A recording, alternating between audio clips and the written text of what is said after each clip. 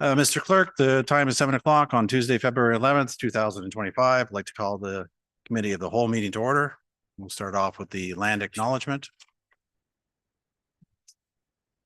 The town of Aurora acknowledges that the Anishinaabe lands on which we live and work are the traditional and treaty territory of the Chippewas of Georgina Island, as well as many other nations whose presence here continues to this day. As the closest First Nation community to Aurora, we recognize the special relationship the Chippewas have with the lands and waters of this territory. They are the water protectors and environmental stewards of these lands. And as a municipality, we join them in these responsibilities. We further acknowledge that Aurora is part of the treaty lands of the Mississaugas and Chippewas, recognized through Treaty Number 13, as well as the Williams Treaties of 1923. A shared understanding of the rich cultural heritage that has existed for centuries and how our collective past brought us to where we are today will help us walk together into a better future. Council, can I get a motion to approve the agenda as revised? Councillor Kim, Councillor Gallo. All those in favor? Opposed? Motion carried. Any declarations of pecuniary interest? Seeing none, then we will move on to community presentations. We have two this evening. First up is Kelly Broome and Melanie Bell, members of the Southlake Foundation, which I assume they'll be speaking about the Run for Southlake as always. Please state your name and be reminded that you have 5 minutes for your presentation. You'll hear a signal when 1 minute is remaining in your allotted time. Kelly's knows this very well. It is on. Thank you so much. Thank you very much, members of council and the town of Aurora, for having myself and Melanie Bell. We're both members of the Southlake Community Cabinet. We would like to invite you to join us for the 2025 Nature's Emporium Run for Southlake. As Southlake Health Foundation, we fundraise with one goal in mind, supporting our leading edge care hospital and communities it serves to make sure that we have the tools and equipment they need to do their best work.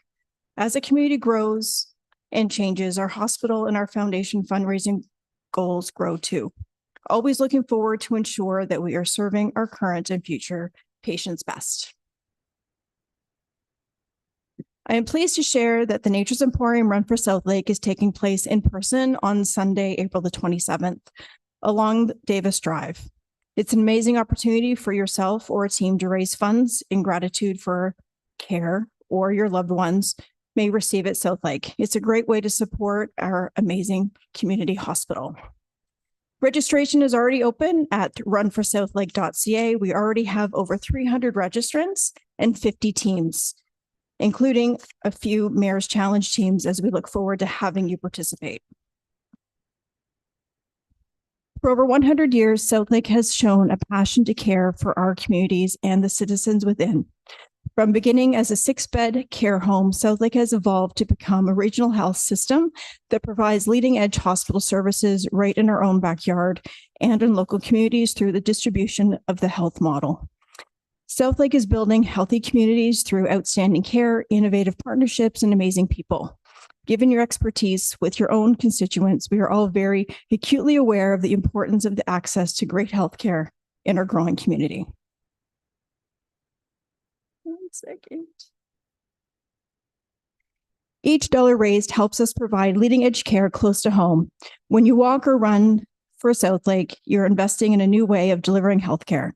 You are fundraising to keep our patients' care facilities up to date and to give our experts the tools they need to deliver the best possible care for our communities.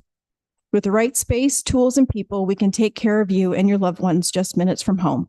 Last year, the event raised over $450,000, and this year we're hoping to surpass that amount to a $500,000 milestone. In 2024, the Mayor's Challenge raised just over $56,000. As you know, your team raised $19,523.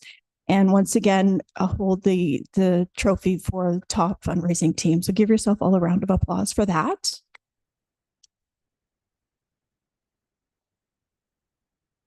We also have a Community Spirit Challenge Award. The town of Newmarket, for the third year in a row, has been able to surpass that award. I also kind of feel like, since the event is in Newmarket, it's only obvious that the town of Newmarket would win, but that's not any reason for you not to bring as many Aurorans to the event as possible. Thank you for your time. We look forward to participating alongside during this year's Nature's Emporium Run for Southlake by crossing the finish line together on Davis Drive. I welcome any questions, and following my presentation, Melanie and I would like to take a photo with all of you. Thank you. Great. Can I have a motion to receive the presentation? Councillor Gillen, Councillor Weiss, any comments or questions for the delegates? Sir? Oh, my apologies. Go ahead, Mel. Nice and quick here. Southlake has touched a lot of families, especially in the encatchment of the hospital being within York region. I myself was diagnosed with breast cancer a couple of years ago, and having leading edge quality healthcare close to home was very important. So I encourage you to participate in the Run for Southlake, because as we know, the government does not provide funding for a lot of the great technology and leading healthcare that we're able to get at Southlake. So kind of a, more of a personal thing for me to be able to be part of the foundation committee for the run, and also to participate. So it's not just the community hospital, it's our hospital. So thank you. Absolutely. Thank you. We already had a mover and seconder. Any comments or questions for the delegates? Councillor Gillen. Thank you very much. Thanks so much again for coming here. Annually, you guys come in and we have a great competition on the Run for Southlake, which has been fantastic. Is registration open for this, just for the public, so they know and they can start forming their teams? Yes. Perfect. No. And also just to let the public know they don't have to actually run, that they can walk as well. And it's very friendly for families as well. Curious question though, can you bring your dog? Through Mr. Chair. That dogs are not welcomed. Okay. Okay. I thought I just double check. I couldn't remember. I haven't brought mine, but I just couldn't remember. But it's a long walk, but I can understand perhaps why maybe you don't want to have a dog there. But it is good for families. And obviously this is our hospital, and this is what we're doing this for, is to raise funds for everybody in our community directly at home. So thanks for all you do. Thank you. Councillor Weiss. Yes, and I want to thank Kelly and Melanie for coming here and doing this. You asked one of my questions about being a family thing and about dogs, but you can bring grandchildren too. My grandson went last year, and he has already asked me about, are we going to do that thing again this year? So it's really a good family event as well as a competitive event. So I'm looking forward to seeing it on the 27th. Thanks for your delegation here. For sure. Thank you. Councillor Kim. Thank you, Mr. Chair, and thank you, Kelly and Mel, for being great ambassadors for this event this year. And I know you guys contribute every year. I participated and ran the last 10 years, and it's been a very fun event, great cause. And so I just want to thank you both for taking part again this year. Thank you. Any further comments or questions? Thank you both. I know how much work the committee goes into organizing this event, and it truly is our hospital for everybody around. So thank you. With that, all those in favor? Opposed? Motion carries. Picture time.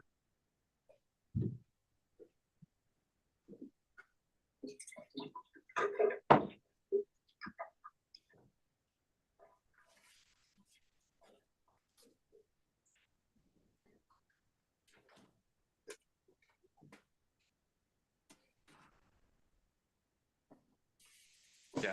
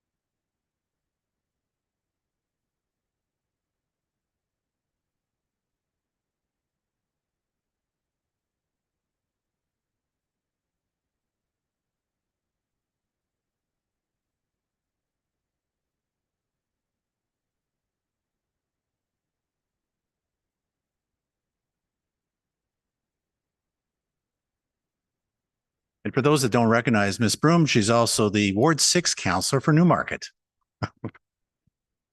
Doing double duty tonight. Next up, we have Dela Fotoohi, TRP coordinator with regards to the traumatic incident response protocol. Ms. Fotoohi, please state your name and be reminded that you have 5 minutes for your presentation. When you hear a signal, it'll be indication there'll be 1 minute left. Good evening, everyone, and thank you for having me here. My name is Dela Fotoohi, and I'm the Newmarket coordinator for the Traumatic Incident Response Protocol, or TIRP. Newmarket TIRP is funded by York Region and works in partnership with YRP.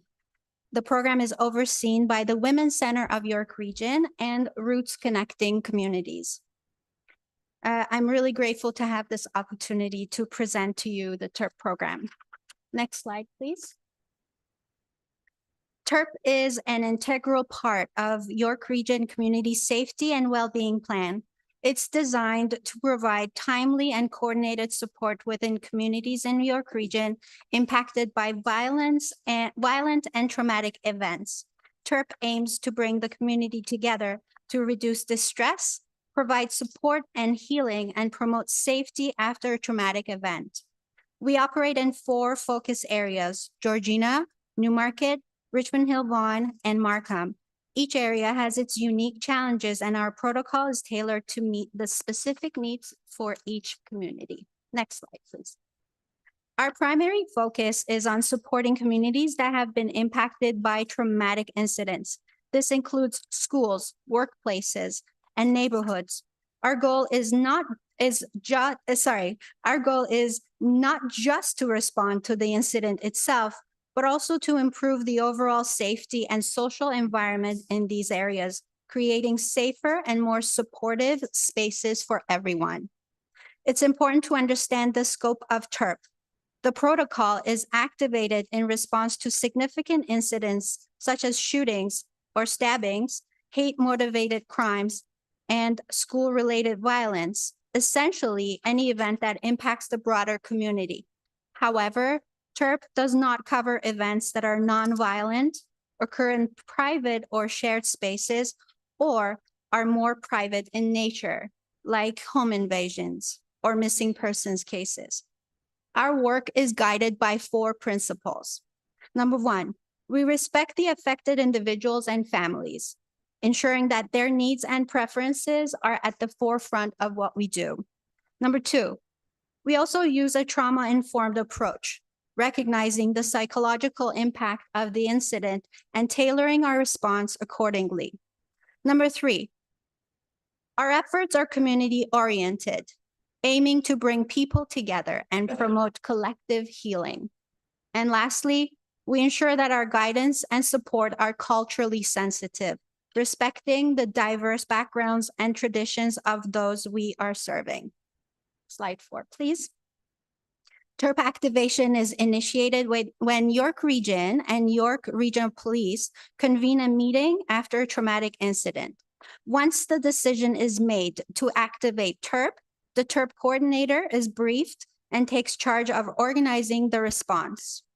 Collectively, we relay known details, assess the needs of those affected, and assign roles to our partners for the initial responses.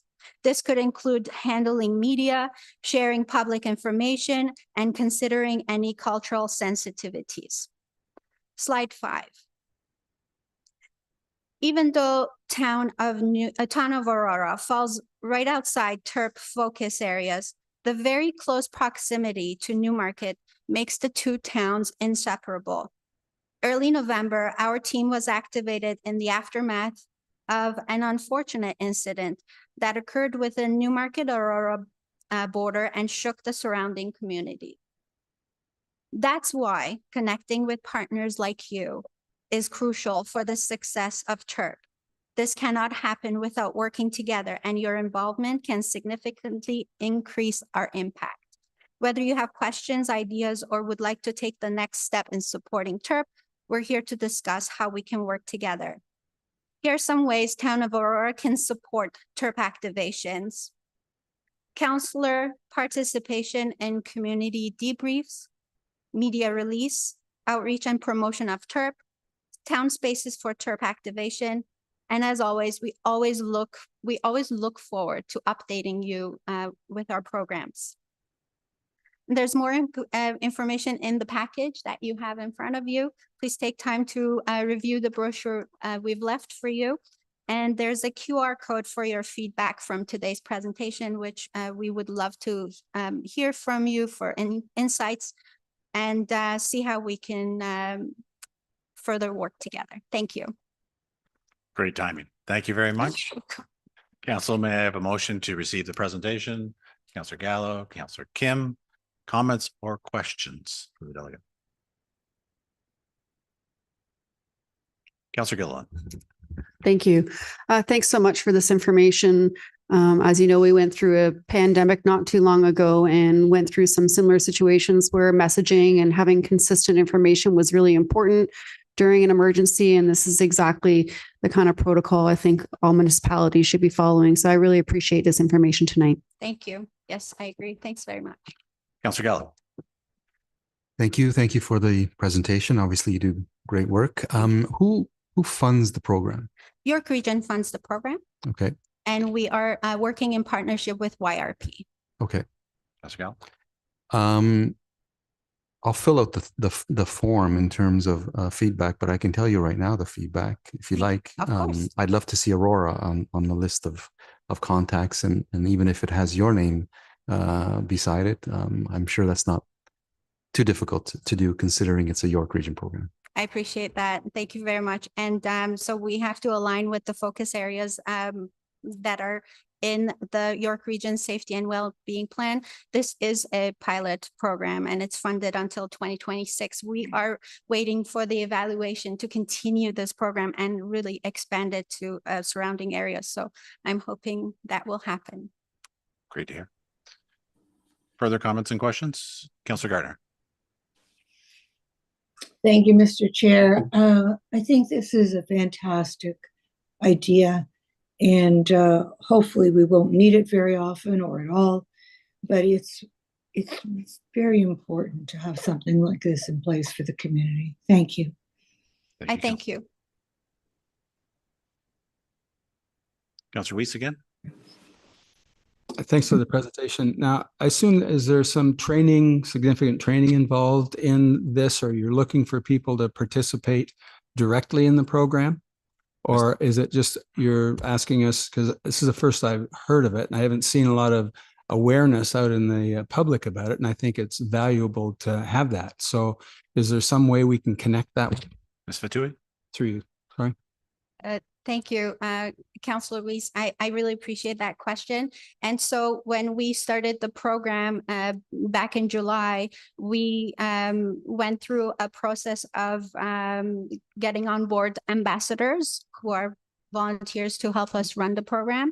And so we have ambassador and coordinators team in place. So really what we're looking for is support from the different municipalities in case we need, activations. Councillor Weiss? And again, from a public awareness standpoint, do you have a communications plan that you can share with us about TIRP? Absolutely. In the package that you have a brochure that we have provided for you, along with some other marketing material for TIRP. And so we're always available to answer questions. My email and my business card is on that brochure for you. If I can't answer your question, I will find out and get back to you for sure. Thanks, works for me. You're so welcome. Wonderful. Seeing no further comments or questions, all those in favor of receiving? Opposed? That carries. Thank you very much. Council, we had a delegation this evening. My understanding from the clerk is we no longer have a delegation this evening, so we'll move to the advisory committee meeting minutes. May I have a motion to receive the advisory committee meeting minutes 7.1 and 7.2? Councillor Gardner. I'm asking for a motion first. You wanted to speak? So do you move? Councillor Gardner moves, seconder. Councillor Gallo, any comments or questions? Councillor Gardner, is it just in general, or is it specific to an item that you want pulled? This is in relation to 7.2. So do you want to pull it separately and we'll just vote on 7.1 then? At this point, we're just receiving them. That would be great, thanks. Okay, so all those in favor of receiving 7.1? Opposed? That motion carries. Then I will get a second motion, a second mover and seconder for 7.2, which is the Active Transportation Traffic Safety Advisory Committee meeting minutes. Do I have a mover?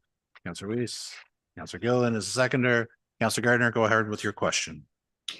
Thank you, Mr. Chair. And often we don't look thoroughly at these minutes.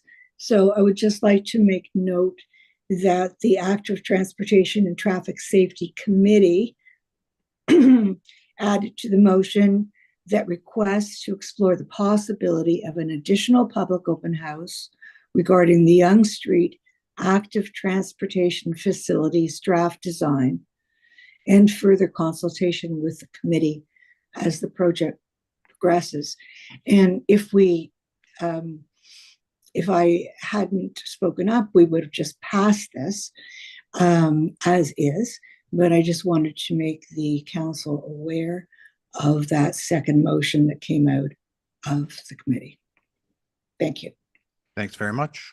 Councillor Weiss. Yes, and thank Councillor Gardner for pulling this. The other thing that's of interest in those meetings that I want to bring to our attention is the gap that exists, or the perceived gap that may exist from the train trestle, because the train trestle is going to be changed significantly. There will be some construction at that point. And what we really, and what the transportation people are interested in, is making sure that there's no gap in there, that the sidewalk is connected to that multi-use path. So there is indeed connectivity from the north through the south. So I just wanted to bring that to the attention of people. I assume we're going to get a report to council on that multi-use path as it comes after it's been discussed at council or at region. So I just wanted to bring that to everybody's attention as well. I think staff took note of that. Any further comments or questions on those meeting minutes? See none. All those in favor of receipt? Opposed? Motion carries. We'll now move on to the consent agenda. Council, is there any items from sections 9.1 to 16.1 that you would like pulled for separate discussion and voting?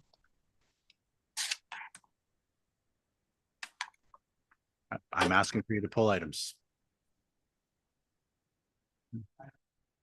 9.1.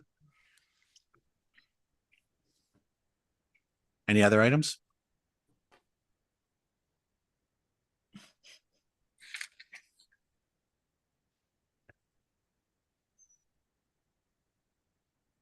Councillor Gardner. Thank you, Mr. Chair. 9.2, 11.1, and 14. 11.1, you said? Yes, I did. And 14.1. Thank you. Councillor Kim. I'll add 14.2, please. 14.2.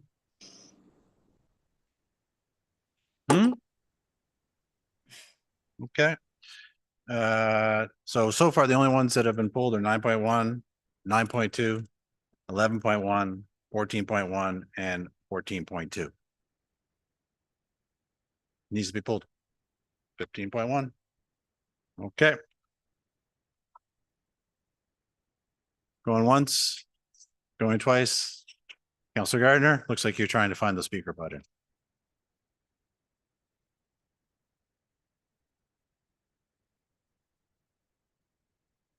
Thank you, Mr. Chair. It's been quite a while since I've been on Zoom. You did pull 9.2. Sorry? Did you pull 9.1 and 9.2? 9.1, 9.2, 11.1, 14.2, 15.1 have all been pulled. Thank you. Seeing no other requests, may I have a motion to approve the remaining items not pulled for separate consideration? Councillor Kim, Councillor Gillen. All in favor? Opposed? Motion carries. Okay, let's start off with 9.1, support plan update 2025 to 2029. I believe we have a presentation provided by Optimus SPR.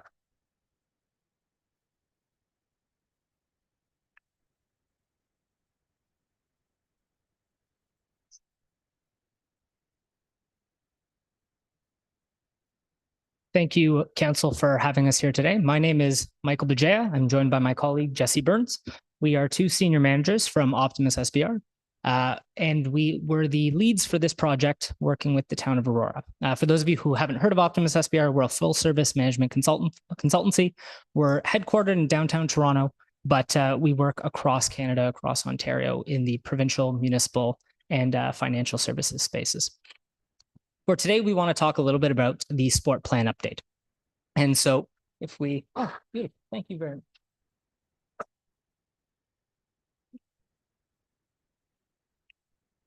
So at Optimus, we have for every one of our projects broken down into project mission and success. And mission is ultimately the nuts and bolts. It's what we've been asked to do. In this case, it was to develop an update to the town of Aurora's sport plan to ensure that we were supporting the future direction and guiding sport within the town until 2029. In terms of success, it's not just the tangible items that you receive, in this case, an updated sport plan, but rather it's the intangible items that you can be confident you'll receive as that come along with it. And there's 4 items there. I won't read through all of them, but ultimately items around current state engagement, meaningful engagement, and a plan that is aligned with the realities of the town were all core pieces that were agreed upon with town staff as being critical to this project. In terms of our approach, it was a relatively simple 5-step approach. At the first step of the game, it was ensuring that we all were aligned in terms of what it was we were trying to achieve as we went through this. The second step was really where there was a lot of engagement with the Aurora community and understanding what the current state looks like today. Step 3 was about starting to identify and develop what the future state would be. Step 4 was actually developing the written document, and step 5 is closing the project out to make sure that the town is set up for success as it continues to move forward. In terms of our methodology, how the plan was actually created, you can see the main inputs that we have there on the slide. So we did conduct stakeholder engagement. That included local sport organizations as well as community sport organizations. We had 19 individuals across 16 unique LSO CSO partners. We had 12 meetings with community partners, those being bodies who are not related to sport but still can help influence sport participation and uptake within the community. We had a focus group with town staff as well as multiple validation meetings, and we also did speak with some of yourselves on council. We put out a public survey through the town's advertising channels, which had 268 responses. And then beyond that, what we did is we reviewed existing data and documentation that was provided to us, as well as we looked at some comparators. And in particular, it was Markham, Brantford, Windsor, London, and Mississauga to understand what are leading practices in other municipalities and how can we bring that here to the Aurora context. Taking all of those pieces, what we developed was this strengths, weaknesses, opportunities, and threats analysis. And there's a lot of points on the slide here, and there's a lot of detail that goes behind each one of those bullets. I won't go through all of it in great detail, but suffice to say, there are a number of strengths and opportunities that Aurora has available to itself to continue to build on. In terms of strengths, items such as there's community support for this, and there's support at it from all levels. One of the core items when this plan was being developed and thought of for the update was around diversity, equity, and inclusion. And we heard that loud and clear from all of the engagement activities we did, that that was seen as something critical and everyone stood by that. In terms of an opportunity, there's definitely opportunities for improving programming, adding flexibility to that, and supporting some training for LSO, CSO leadership so that they can focus on the labor of love that is volunteering for sport and less on the work that is all of the administrivia. From a weaknesses perspective, recognizing that there are some barriers that do continue to persist today in terms of access to sport. And there is a real risk of volunteer burnout when you have too many items that you have to take care of within any given day. And from a threat perspective, ultimately, what we wanted to highlight was that there has been some investment within DI initiatives. There's a need for greater investment to ensure everyone within the town has the ability to actually engage in sport. And that when we think about something like sport tourism, there is a growing demand and there's a growing competition amongst other municipalities within York Region, but within the province at large. In terms of what the updated sport plan looks like, this is the, I'll call it a plan on a page. So at the heart of that diamond graphic that you see there is the vision. And the vision in and of itself is designed to be aspirational. What does the town hope the sport landscape will look like in Aurora at the end of this period?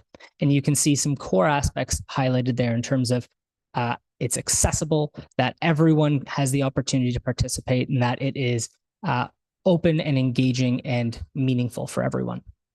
That's because at the core of the plan, as you heard me mention earlier, is diversity, equity, and inclusion. That was seen as being absolutely critical. And so what you'll notice is that those items around the diamond there, we call those success factors or pillars, none of them explicitly says diversity, equity, and inclusion. And that was rather intentional. The desire was that we would focus instead on having diversity, equity, inclusion throughout each one of these pillars. And you'll see that in some of the initiatives that follow on the coming slides. The last point that I'll raise is in that gray box on the slide, those are the guiding principles for this sport plan update. And so really, when we think about what that means, it ultimately means these are the items that we as a municipality and as a sport environment want to harbor and want to grow, want to reward in those who participate. Diving a little bit more deeply into each of the pillars, the very first pillar, leadership development and volunteer support. This is all about ultimately supporting those who are actually giving their time to serve their community. Volunteers are the heart of sport in Aurora and across the province. And ultimately, it's a labor of love. It can be challenging and it can be tiresome. And so this entire pillar is about how do we remove some of those burdens from volunteers? How do we continue to support them as they continue to enhance programming, enhance accessibility? And we essentially wanted to ensure that there was enough activities that would drive, I'll say, the continued volunteership within our community. On the slide, what you're seeing, just to help orient you to it, you can see those numbers 1, 2, and 3 are the initiatives that have been developed as a subset of this pillar within the plan. And each initiative can be thought of as its own multifaceted, multi-year project, lots of moving pieces that we would be working through. And at the bottom are we will statements. We will statements are ultimately designed to bind the town and bind the team in terms of what is it we actually are going to do. And that's why they're written the way they are. We will support, we will provide. It's designed so that there's a very clear, I'll say, commitment provided to the community. The second pillar that we want to highlight is around sport participant engagement. And so ultimately, this one's all about increasing access for the community to engage in sport. The three initiatives that we identified as part of this were identifying barriers to sport participation, in particular, looking at some of the items or some groups, subgroups to say, what's stopping this group from engaging and that group from engaging so we can have a tailored response. It's trialing new and flexible programming options, and it's developing a comprehensive communication strategy as it relates to sport. And the goal ultimately, as I said earlier, is we want to have as many people as possible be able to engage in sport. We want to remove all barriers as best we can. In terms of the third pillar around sport sustainability, similar to as it sounds in terms of title, it's all about essentially ensuring that sport stays sustainable within the community and that we are not burning out our volunteers and we are staying financially solvent.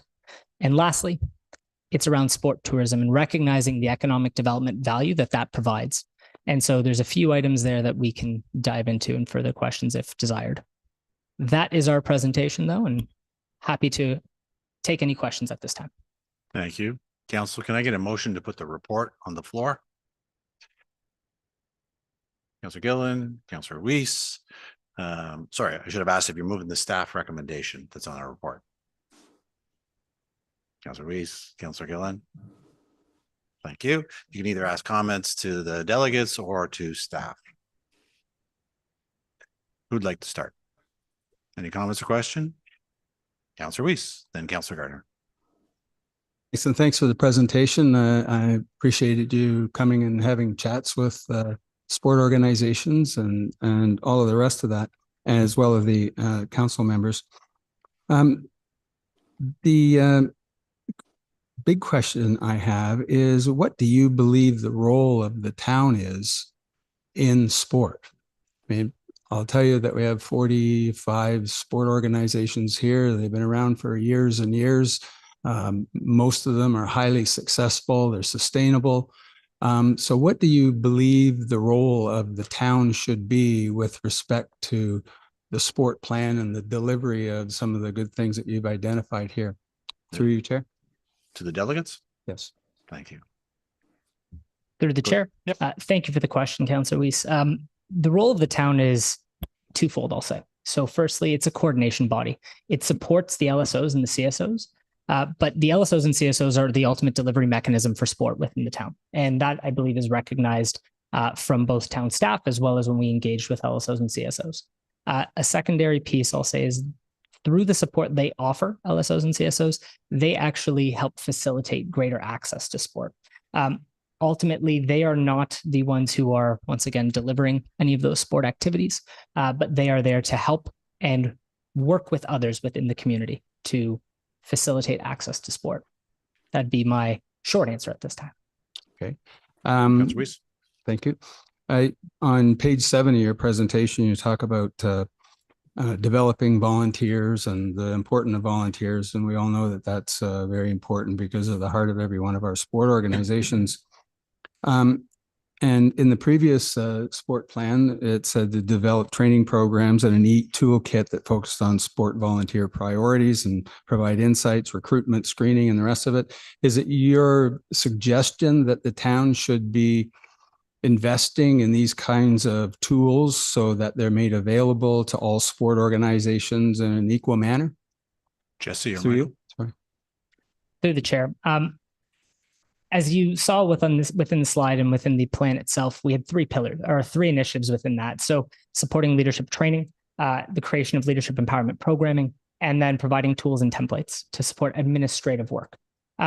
So to answer your question, what I would suggest is the town should continue to work with its LSO and CSO partners to understand the type of training, templates, tools, etc., supports that will ultimately be seen as beneficial. But it is not the town's role to necessarily say, we will take this on for you, we will do this. It is, we'll work with you to identify what you need, and the town staff will work with LSOs, CSOs to provide that support as best as possible. And that may be, in instances, providing grant writing support, workshops. It might be providing, facilitating connections between organizations or providing templates. But really, at this point, I don't think we are presupposing the level of involvement and engagement with staff and with LSOs. Yeah. So Weiss. Thank you. And I don't see, for the report asks for endorsement, and endorsement is an important word. And my question about endorsement is, I don't feel comfortable endorsing something when I don't know what the budget is, and I don't see anything in here about numbers. Is that just too early for you to bring a sport plan back and suggest, or is that a town, a departmental issue to say how much money we're going to put into this? Because there's a significant amount of activity that's going to be done in here. So through Councillor Weiss, to- I'm going to direct that to Ms. McDougall since it really has to do with the Okay, budget. thank you. Through Mr. Chair, certainly in the report, it notes that we don't have financial costs estimated for each of these. However, when there's an initiative and there may be costs that is outside of our existing operating funds, it'd be something that would be provided and presented on a future budget request Councillor at the Weiss. appropriate Good. time. But otherwise, it'd be within the operating budget that exists. Great, thank you. That answered the question perfectly. And there's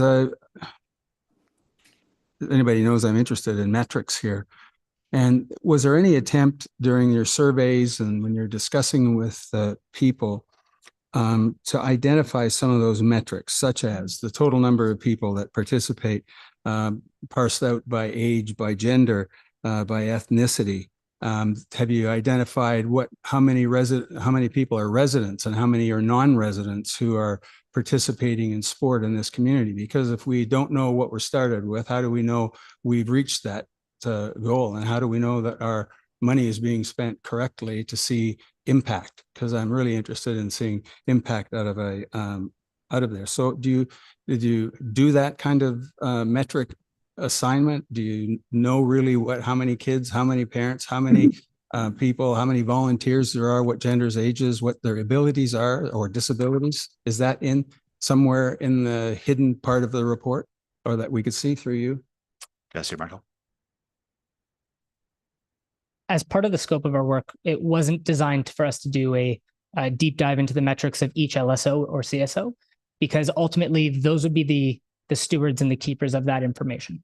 Rather, it was felt that for this to be an effective consultation process and for us to ensure that we could, get people's time and attention, we weren't going to burden them with these asks at present in the formation of the update of the sport plan. Rather, it was thought that this would be something that would follow on in the future, especially as we would look at, for example, when you look at the second pillar, sport participant experience. We would look to understand, are there specific groups within our town environment that are not participating as much as others that we recognize are absent? And if there are, how do we work with those communities to increase their participation? So it's really at this point designed to be a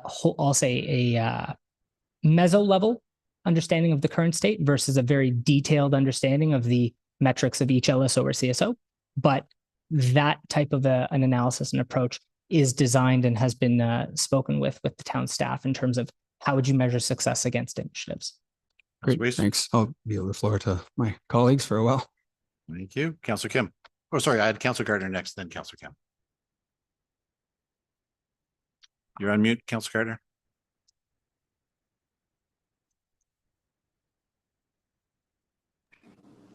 So I am. Thank you. And thanks to Councillor Weiss for those questions. To the delegates, you mentioned validation meetings. What exactly are those? Go ahead. Just a second. Start again. Your microphone was off. Go ahead. No worries. So a validation meeting was after we had come up with a draft framework for what we thought the sport plan update could look like, from a vision statement through to the guiding principles and the pillars. We had conversations with town staff, with LSOs and CSOs, and with council to say, here's where this is heading. Here's what this looks like. How does that resonate with you? Are there any major concerns that you have? And so we had that second round of conversation in that regard. Councillor Gardner. Thank you. Also, I noticed when you were talking about the municipalities that you looked at, they're all much larger than Aurora. Was there a reason why you didn't look at all much larger than Aurora and presumably would have more money? Is there a reason why you didn't look at the municipalities more our size? Go ahead. Through the chair. The comparators were selected based on their, I'll say, strength and affinity for sport. So I'll pick on someone, for example, like a Brantford in this case. Brantford is known as I'll say, sport powerhouse. They are one of the sport tourism leaders within the province. And so when we were looking at comparators to understand leading practices, our goal was to understand what some of the, who those leaders were and what they were actively working on within their communities. It was less around what's the exact staffing complement you have or how many dollars do you put to your department, and more around what are the things these communities are doing really well that Aurora could look at and say, hey, there's something there and it's similar to what we're doing, or there's something we can take and we can modify for our unique operating environment. Councillor Gardner. Thank you, and I'll take that answer. But I'd also like to say that perhaps what they're doing really well is also based on finance. Thank you. Councillor Kim. Thank you, Mr. Chair, and thank you both for coming out today and presenting. I appreciated you illustrating the methodology, because certainly engaging stakeholders, conducting a public survey, and reviewing data and all documents are critical in any plan. The fourth category you have is comparative review, and I noticed that Markham, Brantford, Windsor, London, Mississauga, that you use as comparators are significantly larger than our own community. Is a sport plan, can it be a cookie cutter type of plan that will work and be successful in all communities, or is there a reason why that comparators were not more the size of Aurora? I think Councillor Gardner just asked a similar question. Oh, is that right? I'll let him reiterate here. So through the chair, so the rationale for the comparators was around their leaders within sport for various topics or items like that. It was less around what is the exact staffing complement or other items such as. To address the first part of your question, though, in terms of, is this a cookie cutter plan that, can go across any municipality? The concept or the idea of a sport plan is something that can be adopted in basically any municipality, I would say. The specifics and the actual items that each group would want to focus on would be unique and would be different, and would be informed by the LSOs and CSOs and other community partners within their landscapes and within their environments. Okay. Councillor Kim. Thank you. And I appreciate you repeating that, but I think you've added a little bit more color on this response. I appreciate that. Through you, Mr. Chair, the success of any sport plan or master plan of any kind or strategy is, it builds upon previous strategies from 2010, 2015, and so forth, and constantly evolves. So with this sport plan that you've provided us to your other clients, have you ever done something like a look back review to review what you recommended to a certain client, what worked, what didn't, what were the challenges that prevented them from implementing it, and how have you added that into this sport plan for us? Go ahead. Through the chair. Great question. That's actually a core part of our project methodology. And so ultimately, while our project is coming to a close with the town is not yet done with us, unfortunately, in that we will come back, 3 months, 6 months, a year later and say, how are things going? How's the implementation coming? Do you have any questions or concerns? Have you encountered resistance that we didn't anticipate previously? And we'll have those conversations from the perspective of, what can we do and what insights can we offer from just what we've seen in the municipal landscape to potentially help, I'll say, circumvent or break through some of those barriers. Now, we'll take that information, we'll take that knowledge, and we will, of course, have that as we bring it to future clients. And that was part of the conversation that we had as we went into this sport plan conversation with town staff. So even as we looked at certain items related to, for example, engaging broader communities and communities who may be less involved in sport today, the conversation was, where have we seen this in the past? Who else struggles with this? And what are some other ideas or tactics that they look at to make this manageable and actually be able to identify if they're moving the needle or not? Because with anything, you can take a very large view and, attack a lot of items and barely move the collective needle, or you can focus on smaller segments and see the progress that you make. And so those were some of the conversations we had as we went through the development process. Councillor Kim. Thank you. And my last question is, when you come back 3, 6, 12 months from now, do we have to pay you again, or do we get a bundled package? I think that's okay. We'll move off that one. Councillor Gilliland. Thank you. Through Mr. Chair to delegates, upon reading some of the literature on the expletive of Sport Council, I know there was a question that was asked to the community. Let me just pull this up here. it was something to the effect, would you like to have a sports council, and how would you like that role or whatnot to be? And I'm just trying to understand what is the terms of reference or goal of a sports council. I don't see anything here to say what does that mean, and I'm pretty sure that can throw a lot of people off just by a question like that. I would look at that and say, what is a sports council supposed to do? And it'd be easy to say, oh, maybe I don't quite understand it, and easy to shrug it off. I don't see any kind of information that would help me understand the purpose and the role.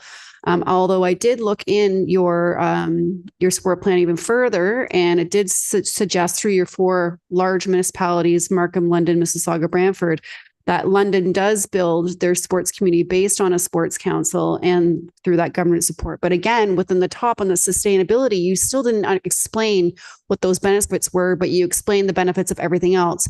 So I'm just curious. I would be curious to know, what is London doing through a sports council and their government support? Because everything else really points to networking events, collaboration that way, and being compliant with provincial standards. So I just want to kind of understand how you came to that conclusion, or if there even was a conclusion, if it was just a general statement.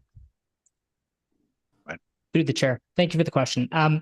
So a sport council, to provide some insight into that, it's a unique body that can be developed by a municipality in which you will take the local sport organizations or community sport organizations, depending on what you call them or how you define them within your community.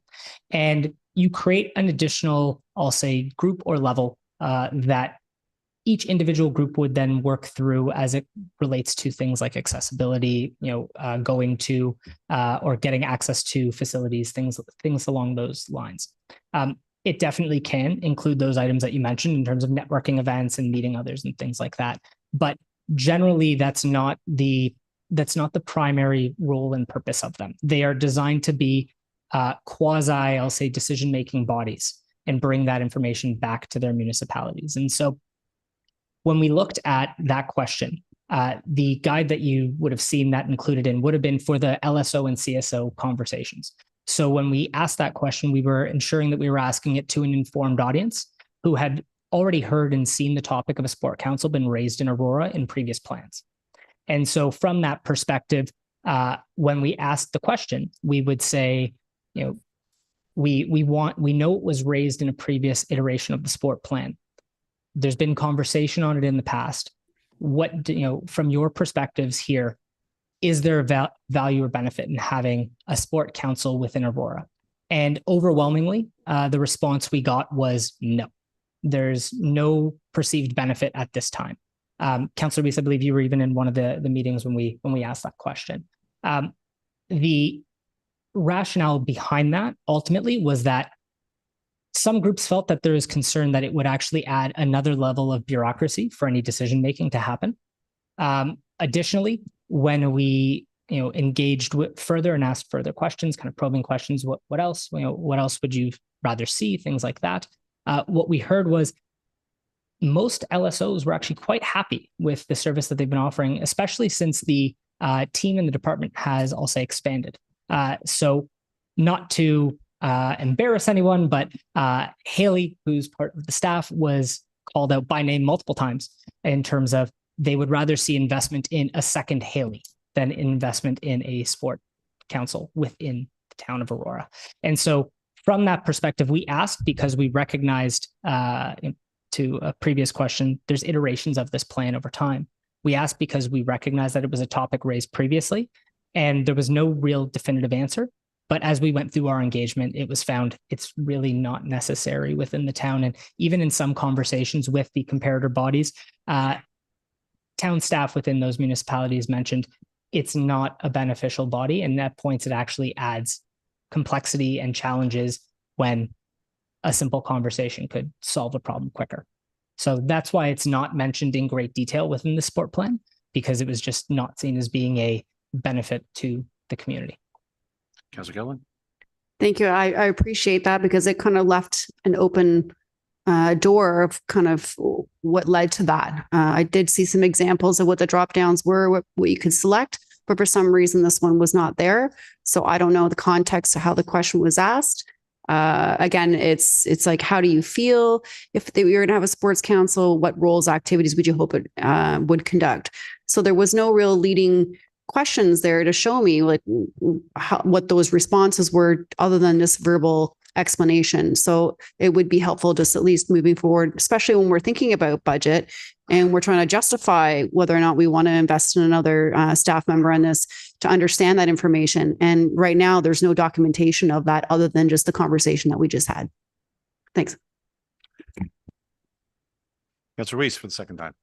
Yeah, thank you. In your discussions with the sport organizations, can you recall what the primary role that the sport organizations spoke about on a regular basis from the town, what the conversations were? Because I've had conversations with many of them and that's pretty much all the same. I'd like to see what you heard through you.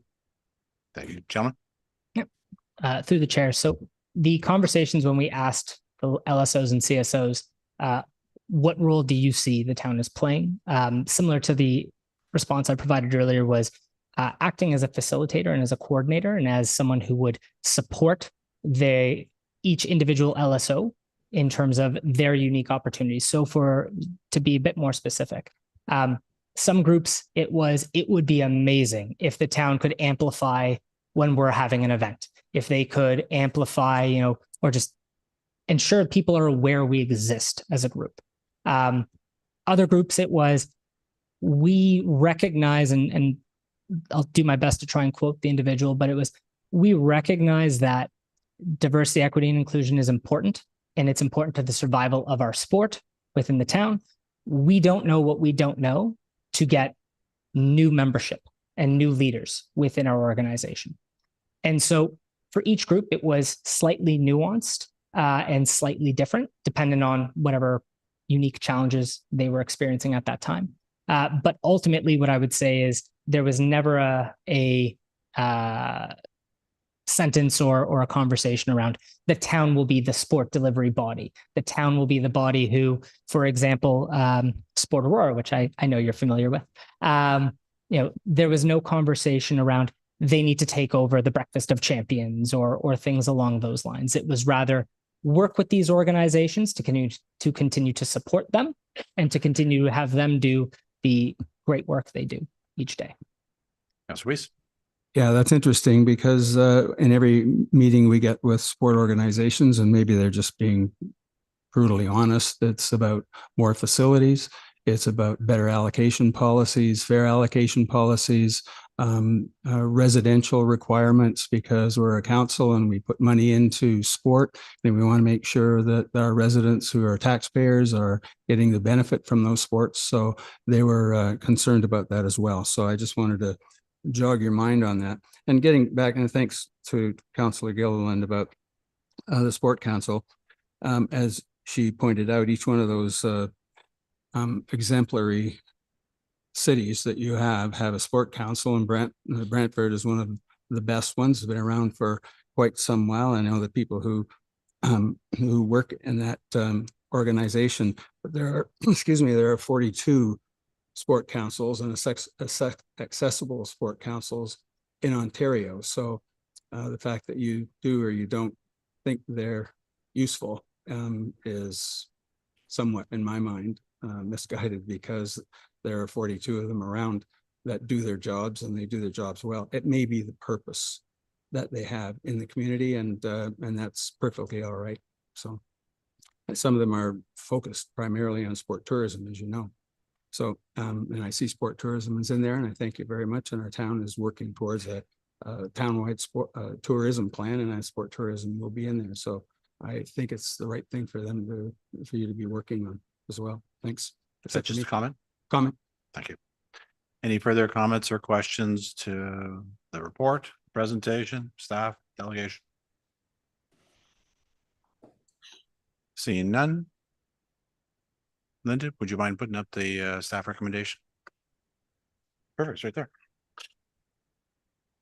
Council, all those in favor that report number CMS 25-004 be received, and that council endorse the recommendations contained in the attached sports plan update. On the vote, all in favor? Opposed?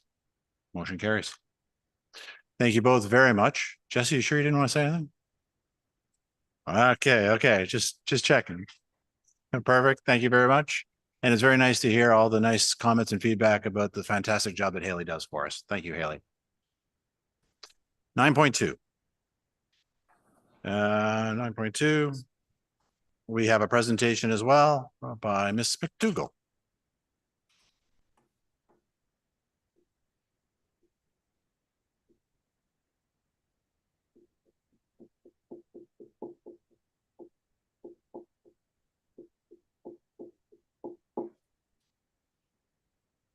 Evening.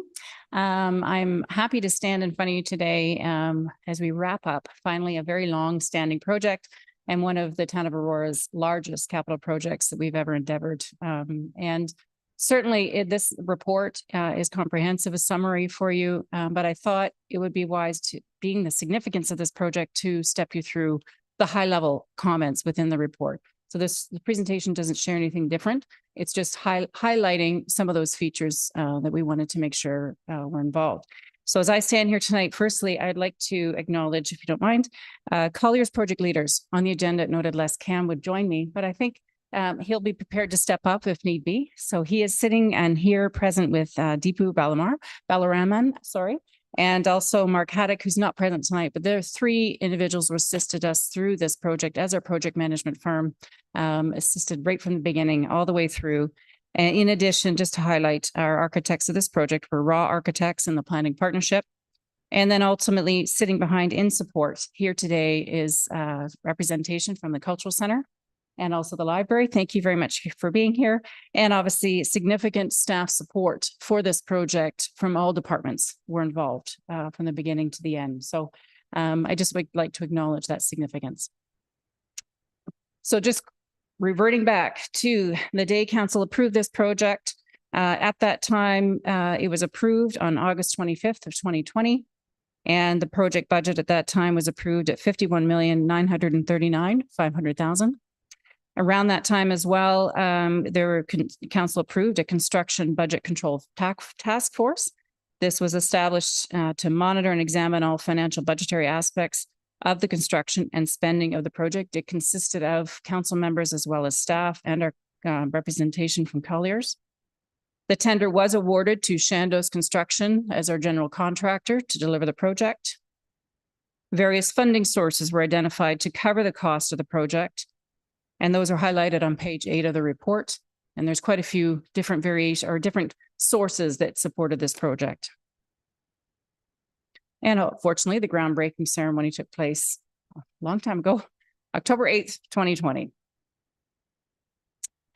Throughout this project, as we all know, COVID, we did start this project, pandemic had already just started, but we at that time had not had an idea of the level of impact that it was going to have on our construction project.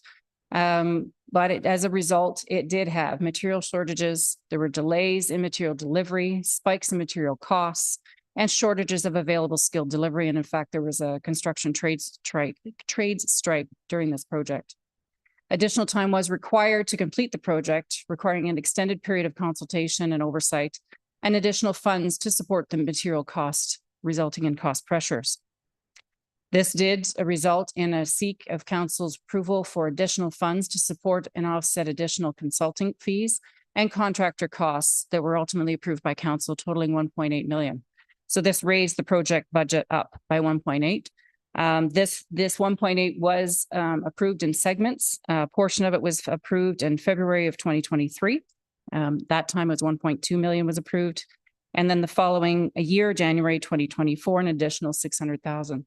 These aspects, both or a total of 1.8 was funded from the capital campaign project that we also ran during this project. As well, due to the significant delays of this project and running that much longer, naturally, there were understandable delays. Subsequently, we had a settlement proposed to council, but through negotiations, we were able to mitigate the claims. And ultimately, additional costs were incurred. And subsequently, council did approve 5.993,700 in approximately 2020, I get my dates right. I mean, approximately 2023. 3 to be in the report. Apologize. My dates and years are getting muddled. This settlement was important and it would avoided a protracted and costly dispute resolution process and eliminate the ongoing liability relating to project claims, which could have resulted in considerably higher costs to the town than was being offered. This summary provides a bit of a summary of the breakdown of when the costs were incurred, ultimately resulting in a total project increase to 59,733,400. Fortunately, with the capital campaign raising $5 million, this brought the overall project cost offset down to 54,733,000, leaving a net variance of additional town funds required of 2.7.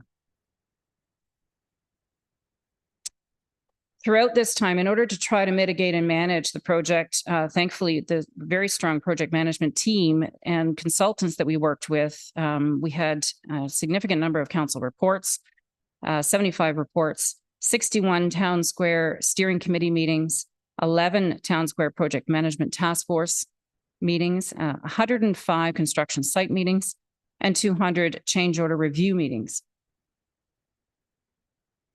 Through various review sessions, approximately 1.64 million was saved from rejections or revisions. Otherwise would have been another additional cost if we were not able to mitigate. An item just of note with this, the project did face these additional costs. This approximately would have been 15% more over budget. However, we were able to mitigate. And noting just as a special observation, other municipalities have experienced projects that were in the range of 27 to 40% higher and over budget, where ours was, we did it fairly well. Doesn't mean we did well because we went over budget. I just mean we did well at mitigating that overage.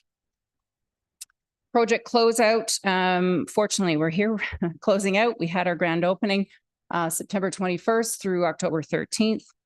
The commissioning of all equipment has been completed. The substantial performance date was published on October 1st, 2024. Following a mandatory 60-day waiting period at that point, the town released the 10% holdback, which is part of a typical construction project. This was released December 2024. The contractor and consultants have worked diligently during this time to clear the deficiencies, and only a few relatively minor ones still remain, and we're poking at them constantly to get them done. At the end of 1 year, which will be October 2025, the town has the authority to make use of the 1% warranty holdback, which we still retain, to repair or replace any deficiencies still outstanding. And otherwise, if it goes well, we don't have any more outstanding deficiencies, then that the balance of that warranty holdback will be released to the contractor. So at this point, I'm happy to take questions. Obviously, we have Les, our consultant, here as well, if need be, for more technical comments from regarding project management. Thank you, Ms. McDougall. Council, can I get a motion to receive the report for information? Councillor Weiss, Councillor Gilliland, just a reminder about the presentation and the report is on the table. Feel free to ask questions to Ms. McDougall or anyone else. Comments or questions? Councillor Gilliland. Thank you, through Mr. Chair, Ms. McDougall. Just a quick question. You were talking about the 1% pullback for warranty and such until October 2025. What is the town going to be doing in order to make that assertion of what to claim? What kind of reviews? Is there a protocol or a process in place that we're doing? Is it something we're going to be doing on multiple occasions leading up to that time? Ms. McDougall. Through Mr. Chair, with regards to this period that we're in now, we are in the warranty period now, reviewing that and making sure the deficiencies are being completed. And it's only the deficiencies that are outstanding, and we kind of get close to that October 25th, 2025 date, where we as a municipality can decide to proceed and utilize those funds to just go ahead and make the fix, whatever that deficiency might be. So it is constantly being monitored to ensure that those deficiencies are in fact cleared, and we're getting very close to clearing them all. Councillor Gilliland. Thank you. I appreciate that. And within the report, and I think it's great that we're showing quite a bit of the breakdown of the costs and so forth. And we've also now released the settlement and so forth. Would it be fair to say, even though we had a capital campaign of $5 million, that in fact that number would really reflect an extra 5 million over the 2 point some odd million that we were over budget. Would that be fair to say? Okay, Ms. McDougall. Through you, Mr. Chair, if I understand what you're asking, certainly if we had not been successful in that capital campaign, this would have resulted in an additional $5 million on the ultimate impact of town funds being required to cover the extra costs. So capital campaign definitely assisted. Mr. McDougall. Sorry, Councillor Gilliland. That's great. Thank you. Councillor Weiss. Yeah, just a couple of other questions. First of all, I want to thank our CAO for the strong hand on the tiller during this very difficult time. Every time I phone to get in touch with him, he's always over at the ATS, and so I had to go meet him over there to talk about things. So I think he's done a fantastic job in looking at the problem ahead, ordering things when they should have been ordered, and being very careful. And a lot of the work that's done on this claim settlement has really come from him and the staff working hard to save the taxpayers' money. So I wanted to publicly thank him for that. One of the things I'm interested in is the capital campaign funds.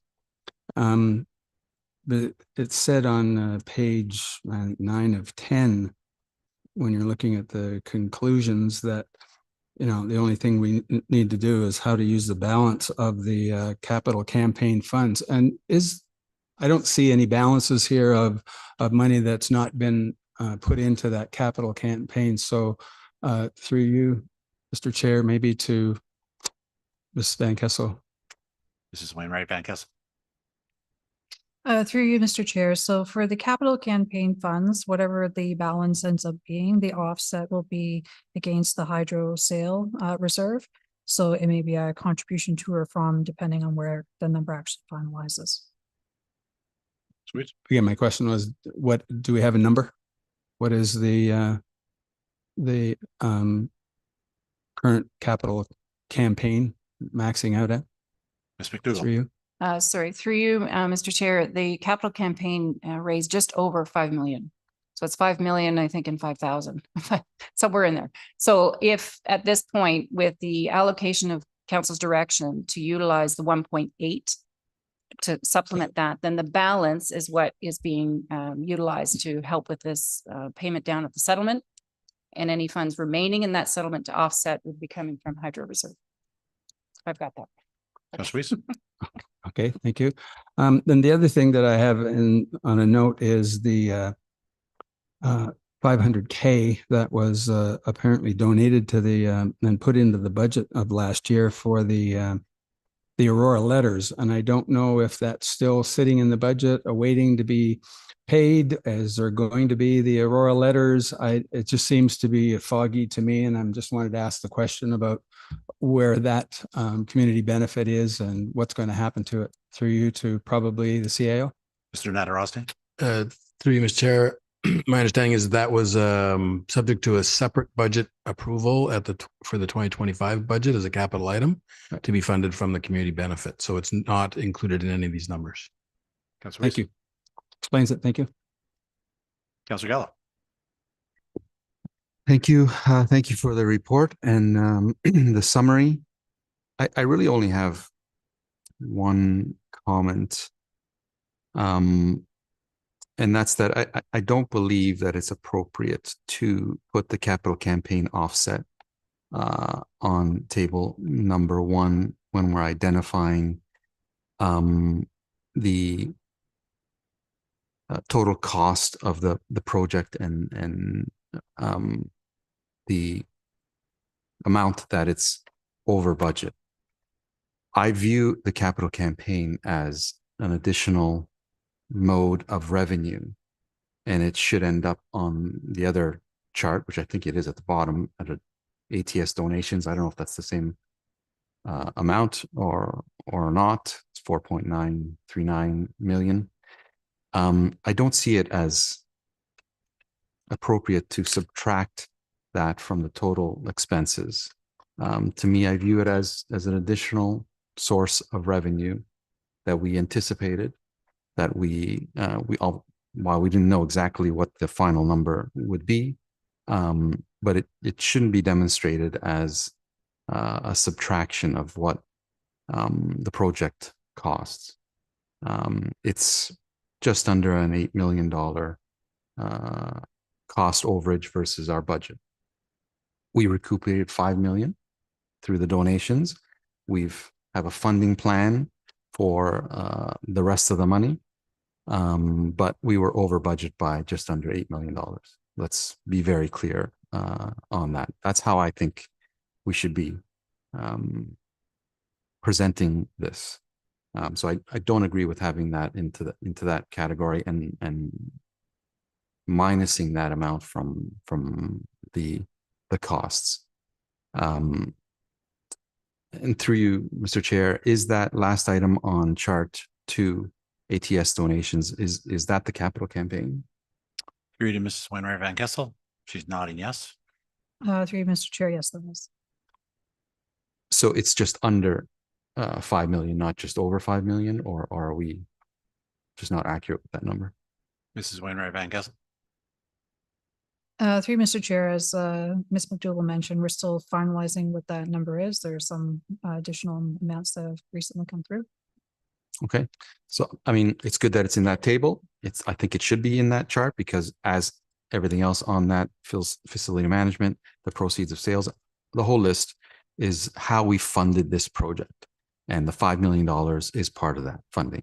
It shouldn't be subtracted from the cost to show a 2 point whatever $1 million deficit. It's an $8 million deficit, and we have this funding plan to be able to pay for it.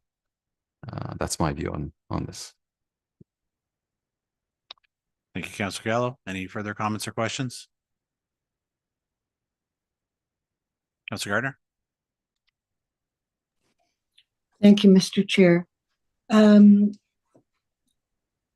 would like to know, when we demolished the old library, I believe that cost us $500,000, and we've used that for parking for that land for parking for the square. Is that accounted for in here? Through you to Mrs. McDougall. Through Mr. Chair, I do believe it is. I will have to verify, and I can share that information with council. I believe it is part of the budget of this project. Thank you. And also,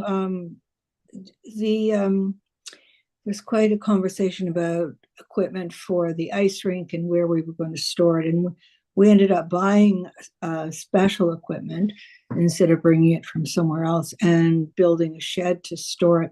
Is that also included in this? Ms. McDougall. Through Mr. Chair,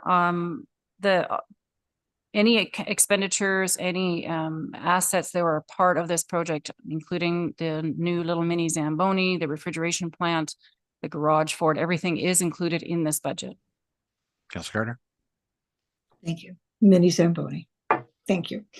Also, I'm remiss in not saying that I echo Councillor Weiss's comments that were said so beautifully. I know this was an enormous project, took enormous amount of staff time, and it's done. And thank you, and to Mr. CEO for making this happen. This is a little more nitty gritty, and I didn't have time to ask you, so you might want to present this at the next meeting. Things that are asked at the council table, I'd appreciate if they were reported publicly back at the council table. So in our March, I believe it was 2019 report, it shows an estimate of 42.4 million, but going over the figures, I can only account for 41.4. Perhaps you could let me know next time why I can't find that extra $1 million. The same with the March 2019 report. There's 9.2 million missing from the 42.4 million to the 51.6 million approved. Sorry, didn't say that correctly, but the 51.6 million that was approved. I'm missing about 9.2 million when I look at it. So maybe you could help me figure that out.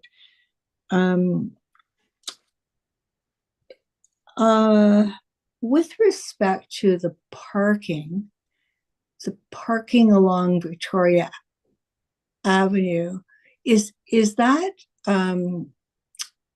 did that cost us extra money to do that parking on the street? Thank you, Councillor. Ms. McDougall, I see that you also wanted to answer the previous question as well, so I'll give you an opportunity to answer Thank you both. so much. Certainly through Mr. Chair. From March 2019 to August of 2020, when the project budget was finalized, Yes. there were additional components added to the project through council's approval, including the pedestrian bridge, the additional rooms on the library, the outdoor rink added, the loop in the outdoor square, the fountain. So there's, and the rehab work as well that we added as part of the component that we're already doing, but we've added it to the scope of this project. So that is the difference. I can go through the August 25th of 2020 report, and I believe in that it does summarize the scope of this project and how we got to that final number. With regards to the parking, yes, Victoria Street parking as well. That was an additional component that council also approved to increase additional cost to the project. However, be aware it's in this $51 million approval. So the additional cost was added to the budget, making the budget where it is today. Councillor Gardner. Okay, so what you're saying is that everything we did to make this project happen was is included in these figures. Is that a fair summation? Yes. Including the sign, Ms. McDougall? She's nodding her head yes. Okay. Councillor Gardner. Thank you. It's yes, a huge spend of money, which I didn't vote for. But here it is, and I'm hoping that it will be very successful. And again, for now, thanks to everybody for their work. Councillor Kim. Thank you. Just a comment on Councillor Gallo's perspective on the 5 million, and I don't disagree. However, I just want to make it clear that it's not my belief that it's staff's intention to make the cost of the project less by putting it on this table. I don't think it really matters whether it's on this side of the ledger or that side of the ledger. The project did cost total 59.733 million, and that's not something that is trying to be not shared. My thoughts is that the 5 million from the capital campaign, the best use of the 5 million was to include, pay off some of the costs of the construction of the project. So if there's something better that we're going to purchase in addition to the town square for $5 million, certainly I'm sure we can take that out, but I think this is the best use right now. And should staff or residents thoughts are that we need to have additional improvements made to the ATS, I'm sure we can add that to subsequent operating and capital budgets. But just want to put in my perspective that the 5 million being on this table, it's not to lessen the cost. The cost is 59.7. Thank you, Councillor Kim. Councillor Gillen. Thank you. Through Mr. Chair to Ms. McDougall. It just kind of dawned on me. I know we got a grant or some funds from the province, and I was wondering, is that included in the 5 million? Or do we have a separate component to that? Ms. McDougall. Through you, Mr. Chair, we did not receive a grant for this project. Not for capital, for sure. Sorry. Mr. Oh, I'm sorry. For the grand opening, yes, I apologize, but not for capital. For the grand opening offset, we did receive a provincial grant for the grand opening. You're right. Ms. Gillen. That was handled through the operating budget, though, not capital. Thank you. So that's a separate, the operating is completely separate from this chart, and that's where it was contributed to. Okay, perfect. That was my question. So we received no grants, but we do have the capital campaign. I just want to know, some people have that question. Did we receive any grants? And I just remembered getting that check from the province. So thanks. Appreciate it. Further comments and questions? Councillor Gardner? Thank you, Mr. Chair. I do agree with what Councillor Gallo said. We're trying to provide clarity, not only for us, but for the public. There's a lot of interest in this. And I do support Councillor Gallo's comments. I would also like to ask, this is a small question, but we are having some problems with the sound system, which I've discussed with staff. So do we have any idea how much that is going to cost to improve that? Ms. McDougall?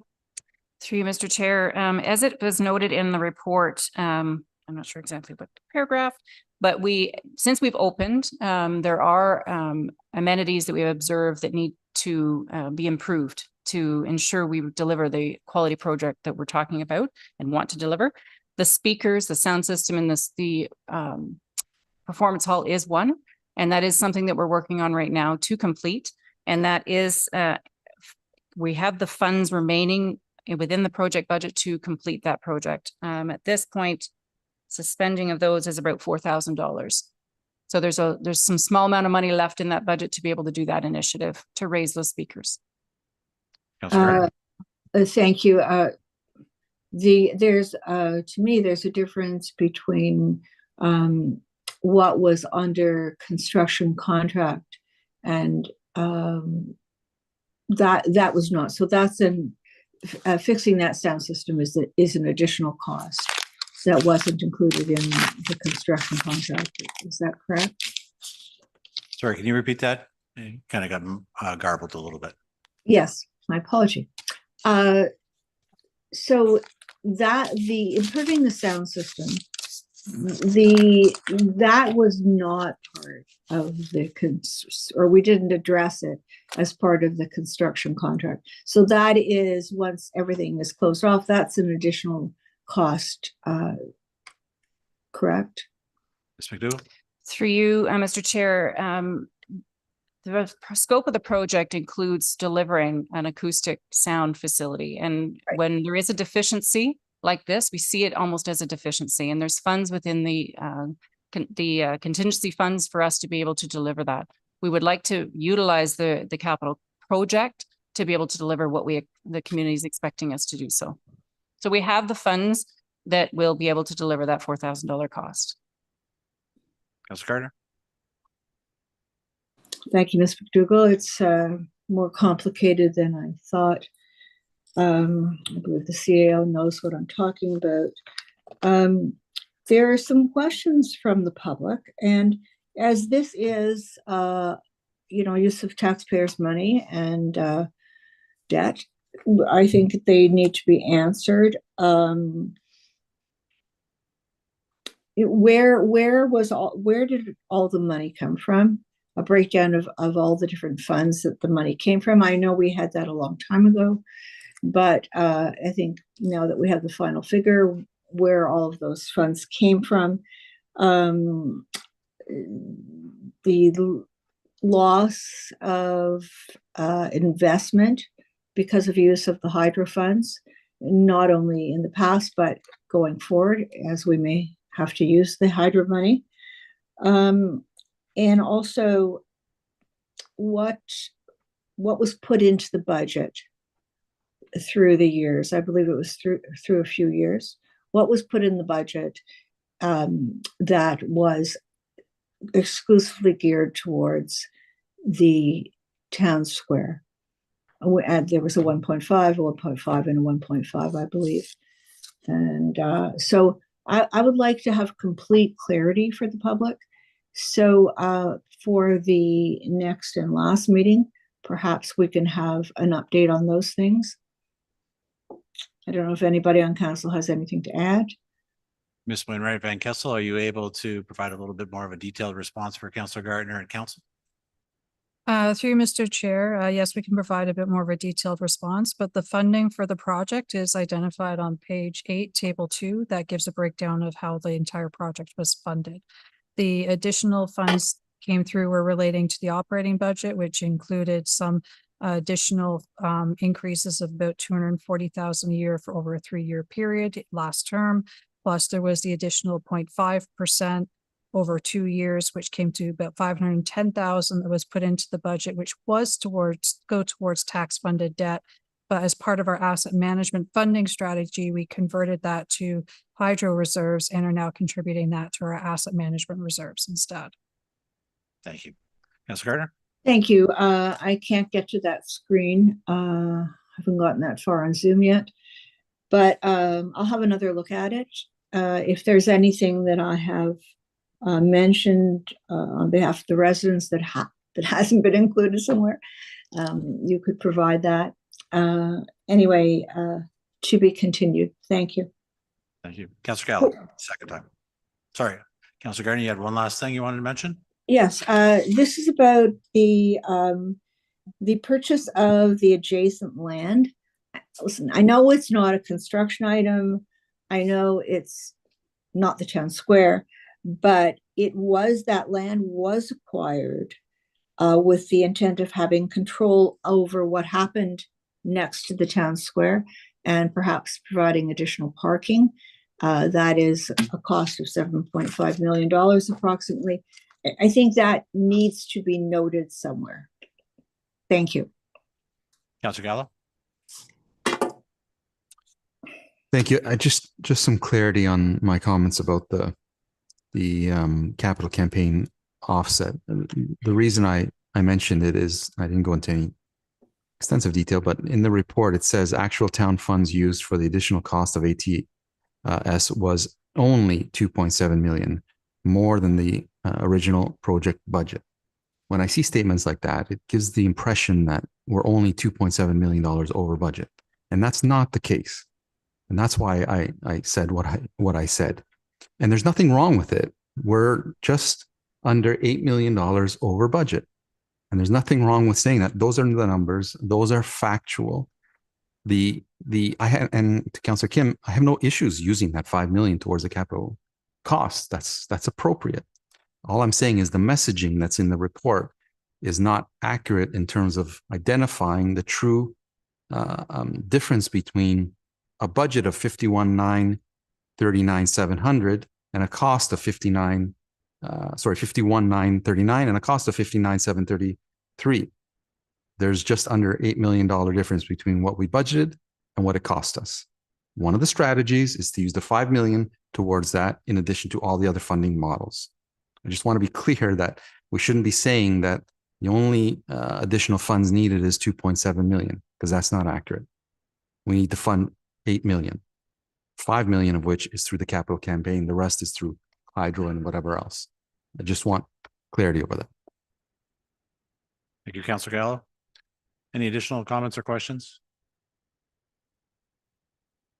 I just have one comment. It was noted earlier, but this was the largest project we've ever embarked upon here in the town of Aurora. It took 4 years through some very challenging times with COVID, and a tremendous amount of work was done by Mr. Nadarozny, Mr. Dougal, Mr. Rose, who's sitting over there as well, many staff members, the assistants from Colliers and their project team to manage it. There was lots of challenges throughout the process, and certainly we're very grateful for all their efforts and hard work that they put into the project to make it a success. And now going forward, there's even more work to be done to make sure it stays a success and continues to be, a hub of activity for the downtown core. So thank you very much. Council, the motion is to receive for information. All those in favor? Opposed? Motion carries. Thank you very much. Next up, 11.1, the Regional Rental Housing Incentive Program. Would somebody like to move the staff recommendation that the report be received and that council approve a 20-year interest-free deferral program? Councillor Gilliland, seconded by Councillor Gallo. Any comments or questions to the item? Going once.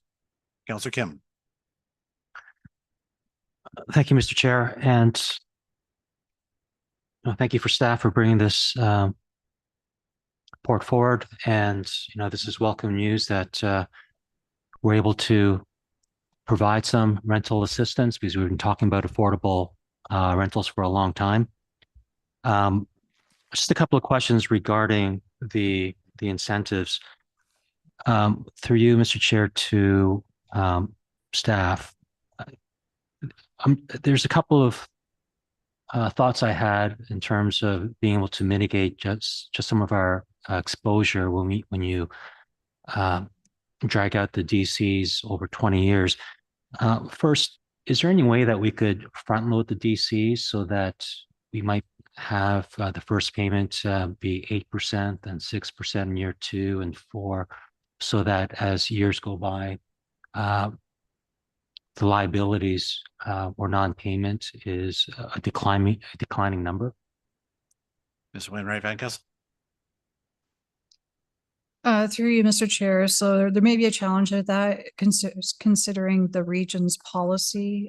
They do expect that there's a bit more balance to it than front loading the cost up front. The key thing here is that they do get this interest-free deferral, and they have that period to actually be able to pay the development charges over the 20-year period in this case. So it may, I don't have the answer, but it may invalidate the policy with the region because it wouldn't be considered equivalent. Yep. And because it states that the York Region incentives only apply when the municipality does equal or greater. So I'm answering my own question in that we can't offer less than 20. So that seems to be clear. So my lone question is, should the owner of the development, should something happen in those 20 years and they go bankrupt or sell the property, is there something that we can put into the contract so that should they go bankrupt, that we are high on the pecking order when it comes to creditors, in front of bondholders or other lenders? Just some protection in the contract so that if there's any transition of any kind, that the town is protected. Ms. Wainwright Van Kessel. Okay. So through you, Mr. Chair, I'll probably start, and Ms. Desario may add in. I had a discussion with the region about this, and the way that they do these types of agreements is they tie them to the property similar to the way they would tie a mortgage to the property. So it is registered against the property itself. So there is some recourse in case there is bankruptcy. It's tied to the property would have to be sold, and then we could recoup that way. Mr. Sarah. Thank you. Through you, Mr. Chair. Yes, that is correct. But also under the DC Act, if there is unpaid DCs, then it does get added to the tax roll, and then it can be collected as taxes. So there are a few ways that we are protected in the event that the developer goes bankrupt. That's great to hear. And my final comment and question is, staff spent an inordinate amount of time developing the development charge schedule or revenue schedule, and it's allocated to, various projects downstream. So how would something like this, and I'm sure if this rental project comes along, there's probably others that can come in the future as well. How does that impact our DC revenue schedule? Because this is a sizable project. To Ms. Desario or to Ms. Van Kessel? Ms. Van Kessel. Van Kessel. Through you, Mr. Chair. So part of the agreement that we are seeking here would be that repayments over the 20 years. So if we have capital projects that we need to move forward with, we have the ability to go ahead and debt finance those projects because we have certainty on the payments coming in on an annual basis that we can then use to fund the debt as the payments come due. Yes, okay. Thank you. Through you, Mr. Chair, back to Wainwright Van Kessel. So if we have to do debt financing to to supplement this, then that means we're not just deferring the DCs over 20 years. There's also debt financing, so there's going to be slightly more cost to this. Van Kessel. Through you, Mr. Chair, yes, there would be, because this would be a 20-year interest-free deferral, which is part of the region policy to have it interest-free. So there will be a cost to us. But if it does provide additional rental housing in Aurora, which is part of one of the objectives of the official plan.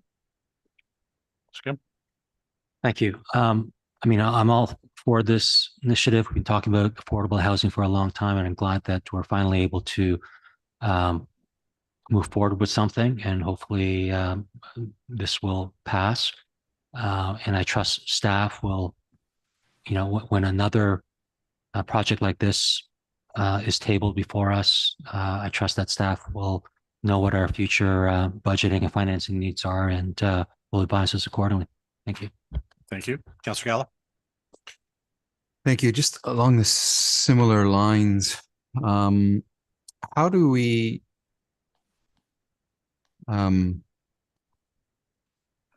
monitor whether or not, through you, Mr. Chair, if there's a change in the criteria that allows them to apply for this? Meaning, what if their rents all of a sudden go up and they don't fit the criteria? Who's monitoring that? Ms. Van Kessel. Through you, Mr. Chair, the region is monitoring that. Their DCs on a development like this are fairly substantial, and they're taking the lead on it. And so it's about a $15 million deferral on the town's part. Is there any way of getting a sense of what that potential loss is over the 20 years, particularly if we have to debt finance projects, or the loss of interest that we would have gained if we had recovered those funds? Mrs. Wainwright Van Kessel. Through you, Mr. Chair, we did some analysis on this, but then it's all subjective to what would interest rates be at that period of time. And when we looked at the $15 million overall, we looked at what the future value of that could be with interest applied. And it could have been in the low 20s, depending on what interest rate you apply, because we don't know where interest rates are going to move over the next 20 years. I think some work should be done in that regard, because I get the feeling that this may not be the only project that we're going to be dealing with this. There are other rental projects in town that may, go towards this scenario, because it's extremely helpful to a developer, especially on a rental property, that they're not selling it like a condominium. So I think from my perspective, I'd like to get a better grip on what the cost is to us as a result of doing this. I'm supportive of it, don't get me wrong, and I think it's a great initiative. I just want to fully understand the financial impact. If this is a one-off, which I don't believe it is, okay, but there may be others as a result of the success of this. Is there any way between now and council to get a high level perspective of this, and ultimately, is it under our, is it council's decision whether to move forward with this or not? Ms. Wainwright Van Kessel. Through you, Mr. Chair, this is entirely council's decision if they want to offer this incentive or not. Okay. So, and are you able to bring us something at council? Through you, Mr. Chair, yes, I'll be able to provide some additional information. Thank you. Any further comments or questions? Councillor Gardner. Thank you, Mr. Chair. I'm not in favor of this. I won't be voting for it. If you look at the table 1/4 of 8, page 4, under this policy, we have to comply with the York Region policy of what affordable rent is. $2,644. Under the DC Act, it's $1,371. Our official plan, it says, I don't know if it says 25 or 30% of household income spent on rent or housing costs. This is in no way affordable. This isn't, I don't even think this is affordable to somebody in the middle income bracket or the lower middle income bracket. So I know we need rental housing, and we could call it affordable in the sense that we're providing rental housing when somebody can't afford a mortgage on a property because they're so expensive. But to me, this is, it just makes no sense to me. Nobody should be calling this affordable. And I know affordable because I live in affordable, and there's no way that the majority of people who need to find rental housing could afford a rent of really it's more than $2,500 a month. So sadly, and we do have an affordable action plan policy. That's what we should be concentrating on. And further, all of the questions that have been asked about how much is this really going to cost us. Yes, we will be able to take on new projects, but we'll have to take out more debt. They'll be easy to get, but we'll have to take out more debt to cover them. So I think this is a terrible plan. Thank you. Councillor Gillen. Thank you. Just a general comment, just based on what Councillor Gardner said. I agree that, you know, as far as affordable, everybody has their own definition of that. And certainly $2,600 a month is very expensive for a single person, but is a lot less than a $1.2 million mortgage. And I look at this at least as a positive step forward to allow some sort of rental units within our community. Not happy about the 2,600, but right about now, this is the policy that they're gauging it on. So if their definition of affordable housing is 500 and some odd and change, that's probably what that monthly income, that monthly rent would, or mortgage would probably end up being. So I certainly don't want to not vote in favor of something that's at least giving an incentive to someone to put shovels in the ground and give us some rental units that are really close to our major transit area. As far as town official plan, obviously we have to have some sort of, we have to conform with the York region to allow this to happen. And obviously this is the way to do it. Thanks. Any further comments or questions? Seeing none. All those in favor of the staff recommendation? Opposed? Motion carries. Next up, we have 14.1, the application for a zoning bylaw amendment and draft plan of subdivision. Would somebody care to move the staff recommendation? Councillor Gilliland, Councillor Kim. Any comments or questions to this item? Councillor Gardner.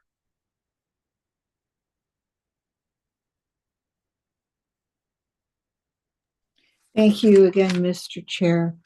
I have just a couple of questions. The report mentions an infiltration system.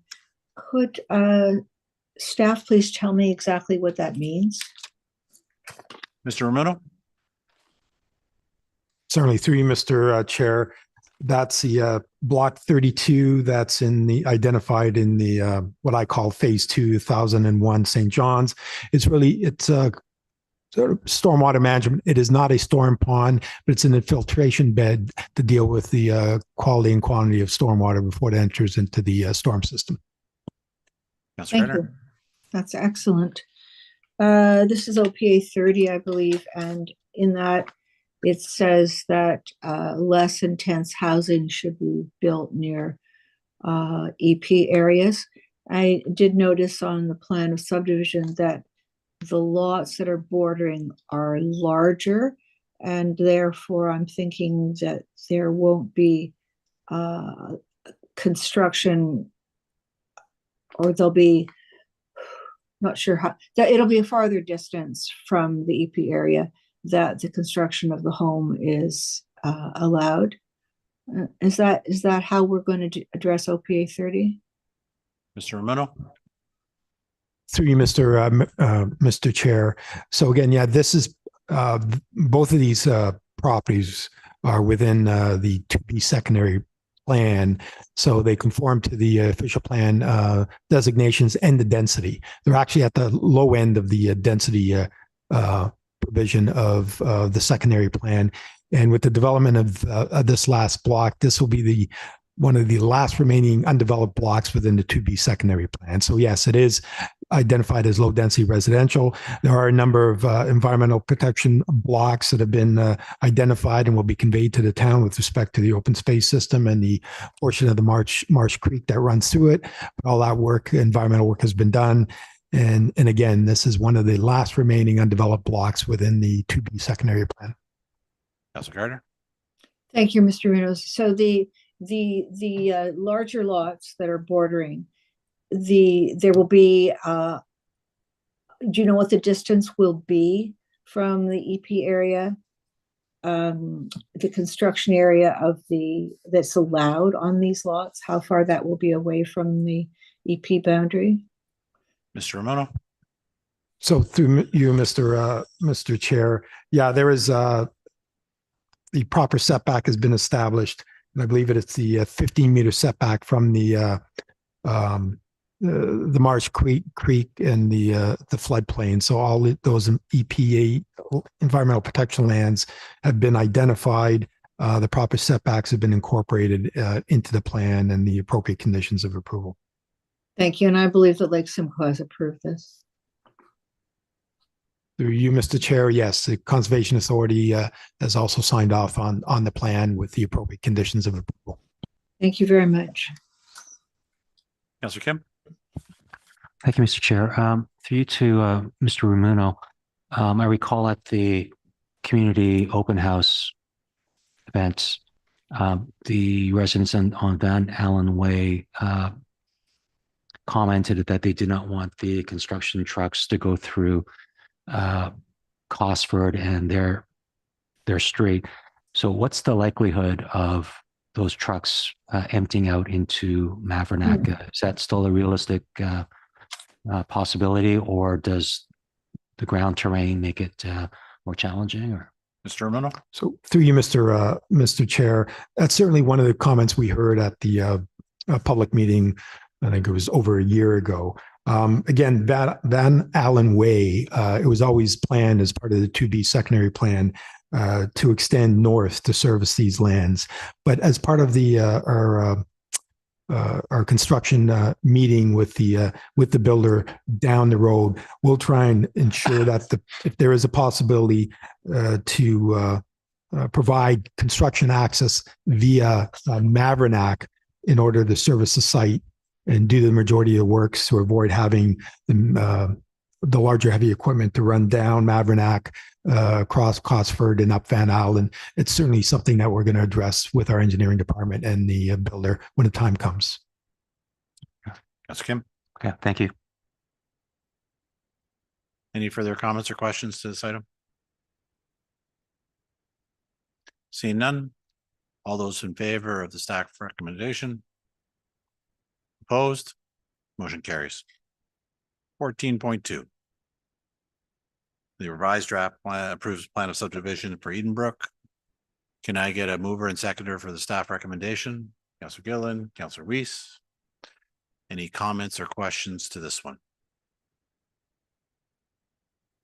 Councilor Kim? Thank you. Through you to Mr. Ramuno. Mr. Ramuno, on the report, it talks about needing water allocation of, I believe, 6 persons, but there's 33 single detached units. Can you clarify the reason for that, please? Mr. Romano? Certainly, through you, Mr. Chair. So this application is before council, again, just to deal with the minor revisions to the plan. It was originally approved by council back in 2014. The owner has, Edenbrook has purchased the property to the east, so he will proceed with the development of both plans at the same time. The reason for the additional allocation of essentially 2 lots is back in 2014 when council approved the original subdivision with 34 units and a bunch of half lots. We also allocated the 42 units worth of servicing allocation at that time. The reason that we need the additional 2 units of allocation is really because the one minor change of this plan is they've basically squeezed in 1 additional lot, and the other unit worth of allocation is to allow for the existing home that fronts on the St. John's to be serviced through this plan of subdivision with municipal water and sanitary, because it was originally on private well and septic. Councillor Kim? Thank you. That explains a lot. Through you, Mr. Chair. So if this was approved back in 2014, 2015, and we've allocated this water amount for 10 years, and we're at the point where allocation is very scarce right now, do we have a sunset? Are we grandfathering something, or do we have a sunset clause that if you don't do something, if you don't start putting shovel to the ground, we're going to give your allocation away? I believe we do have that, but if we go to OLT and it's in the minutes of settlement, we're locked in to X amount of years. Can you clarify on that, please? Mr. Romano? Certainly, through you, Mr. Chair. So yeah, we didn't have a sunset clause back in 2014, but we are implementing the sunset clause as part of the zoning bylaw that will be approved by council in 2 weeks for the application at 1001 St. John's. The older plan, obviously, it's one of the few plans that, about 10 years old, that essentially has been sitting on that allocation. But I think the benefit here is, as I mentioned before, Edenbrook Homes was really waiting to purchase the property to the east. We've got the approval before council this evening, and so the Edenbrook Homes will complete this portion of 2B with developing both sites. But again, we have incorporated the sunset clause within the new zoning bylaw for council's passing in 2 weeks.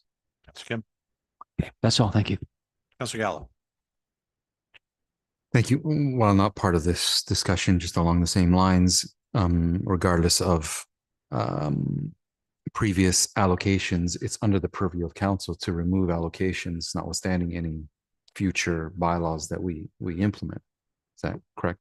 Mr. Romano? Through you, Mr. Chair, that's correct. Council can withdraw allocation to any development at any time.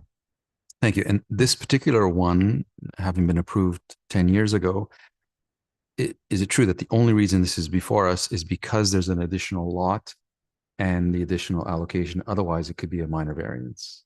Mr. Romano? Through you, Mr. Chair, that's correct, Councillor Gallo. And the reason we brought it forward is because, again, just to advise council, the association with the new application just to the east, and the changes are truly minor. It's just some minor allotting, adding the 1 additional lot and changing the lot numbering, and the conditions had to be updated with the to reflect the new lot numbering. Thank you. And just to echo, and I remember the meeting and just to emphasize that we should be asking this developer to put as much effort forward to enter and exit the construction site through Maverick. For them, I believe it's even better for them to have access to that. It'd be a huge deal for that community to have this type of development for some 2 years going through their community. So I hope it gets built quickly. Any further comments or questions? Seeing none. All those in favor? Opposed? Motion carries. Council, it's 9 o'clock. Normally we take our health break now, but I would suggest, since we only have one item, that we push through, if everybody's okay with that. Majority, it seems to be okay with it, but okay. 15.1. We'll now move on to member motions. Councillor Gallo, I suspect you'd like to move this. Yes, I would. Do I have a seconder? Councillor Weiss. Any comments or questions with regards to item 15.1? Councillor Kim. Oh, Councillor Groves. Yep, sorry, I didn't say it. I just want to basically read for those maybe who haven't read the agenda what I'm proposing, and it'll be self-explanatory.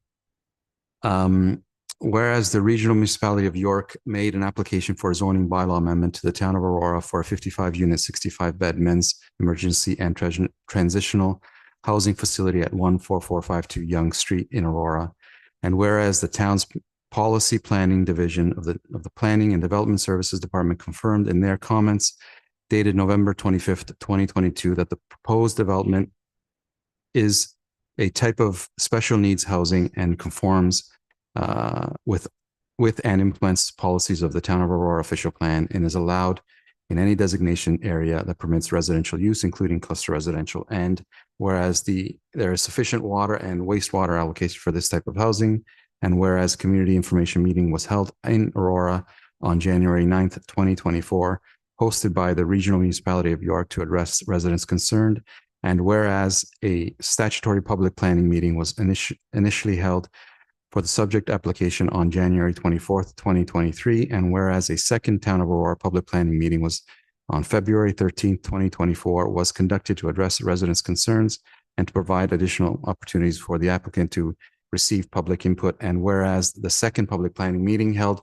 in Aurora on February 13th, 2024, and the application was refused by council and not referred to a further council meeting.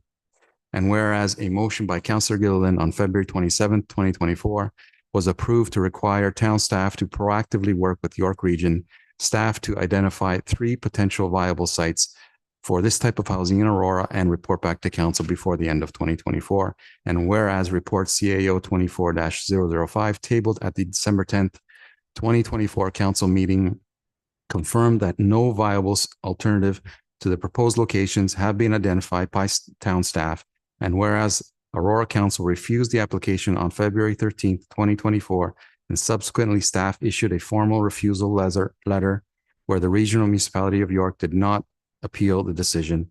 And whereas in order for Aurora Council to reconsider and approve the zoning bylaw amendment, the regional municipality of York would have to resubmit the application. Now, therefore, be it hereby resolved that the town of Aurora requests the regional municipality of York to resubmit the zoning bylaw amendment application for a men's emergency and transitional shelter facility located at 11452 Yonge Street in Aurora. Basically, as described there, as you all know, I voted against it in February. Not that I was against the concept. I was against the location, hoping that a better location could be found. We are now a year in and no better location has been found. And if I am to weigh on balance men being in the street versus a not optimal location, I'm going to lean towards the not optimal location. And that's why I put this thing forward. I'm in support of the concept, and I am now putting it back in the hands of York Region to resubmit an application for that site. Councillor Kim. Thank you, Mr. Chair. I was going to mention that a topic such as this, should require all members of council to be present to discuss. Seeing that the mayor is our lone representative on regional council, it would make sense for him to be present.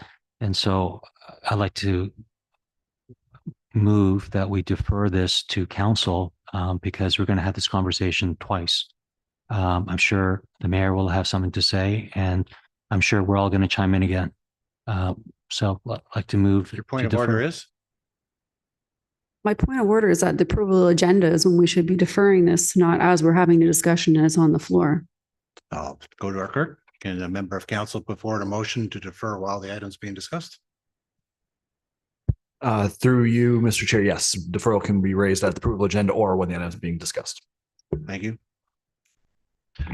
Councillor Kim, continue. Just like to put a motion to defer this to council. You would need a seconder. Is there a seconder for the motion to defer? Councillor Gilliland, second the motion to defer. So the motion to defer is now on the floor. Any comments or questions to the motion to defer? Councillor Gallo first. I don't disagree that I believe the mayor's perspective should be heard. Unfortunately, he's not here this evening. We can certainly express our views easily this evening, as I already have, and he can express his views at council. It's not changing much. The only thing that this would really be doing is stopping anyone else from expressing their views this evening. And I don't see any value whatsoever in that. He's not here, and we can't change that. We can change through this motion to stop anyone else from speaking and expressing their views. And I don't agree with that. And I think that's a wrong approach. He has every right to speak at council. And if he needs more time to speak, I'll be the first one to put my hand forward and allow him to do so. So I don't agree with this, and I won't be voting for it. Councillor Gilliland. Thank you. I was curious as to whether or not there was going to be a deferral request at the beginning of the agenda. I'm just throwing that out there. And the only reason why it would be something that I would be considering, I understand the mayor wants to be here and have this conversation, is because it was on the agenda yesterday, I believe is when it was actually formally on the agenda. Is that not correct, Mr. Clerk? Mr. Clerk. Through you, Mr. Chair, yes, it was added through revised agenda yesterday. Thank you. And so essentially, that's one of the primary reasons for me, is that it's being shown on the agenda almost 24 hours notice for anybody to look at. And I think that, around this table, we've also said this on other things that come to us at the very last minute, that we want to have the opportunity to review and look at whether it's a staff report or a motion or so forth. I do believe that we're going to have this conversation today, and we're going to have this conversation at the council. But I think there is a flaw when it comes to the procedures of having something within 24 hours. And also, if the mayor is somebody who's wanting to be here, I just feel like when we're voting on something, when maybe some people haven't had a chance to review right away, may not necessarily be the best approach. I love this motion. It's not going to change my discussion at council, to be quite honest, because it's something I'm passionate about. But when it comes to procedure, I was just a little shocked that it came about a day ago. Thank you. Any further comments or questions to the deferral? Councillor Kim. I respect everyone's views and wanting to share them. And if those want to share their views tonight, I hope that they have additional information to provide in council, because I suspect that if they don't, then the same views are going to be shared again in council. I just wanted to have an efficient meeting, but I'm happy to listen. I'll save my comments for the council, and if this amendment's not passed, then I'll sit back and listen. Any additional comments to the deferral? Councillor Gallo for the second time. Thank you. I just want to confirm with the clerk that the submission of the notice of motion was in compliance with all regulations in the town, that there was nothing that was done that shouldn't have been done. Mr. Clerk. Thank you, Mr. Chair, and through you, yes, the submission met the requirements of the procedure bylaw. Mr. Gallo. I'm in support of the deferral for the main reason that, I do, to the best of my knowledge, believe that the York region is undertaking a current process, and it would be good to have the mayor here to be able to provide information on what's currently being undertaken by the region Housing York with respect to this issue. And that information could, one way or another, influence the outcome. And so I'm supportive of the deferral because the mayor is the only member of York Region Council out of us here on council. He may have additional information that may prove helpful, insightful with regards to this motion. There's no urgency tonight because we both know we're just going to rehash it all at the end of the month anyway. So I'm in support of the deferral when we'll be able to make our decision based on all the information provided. Seeing Councillor Gardner.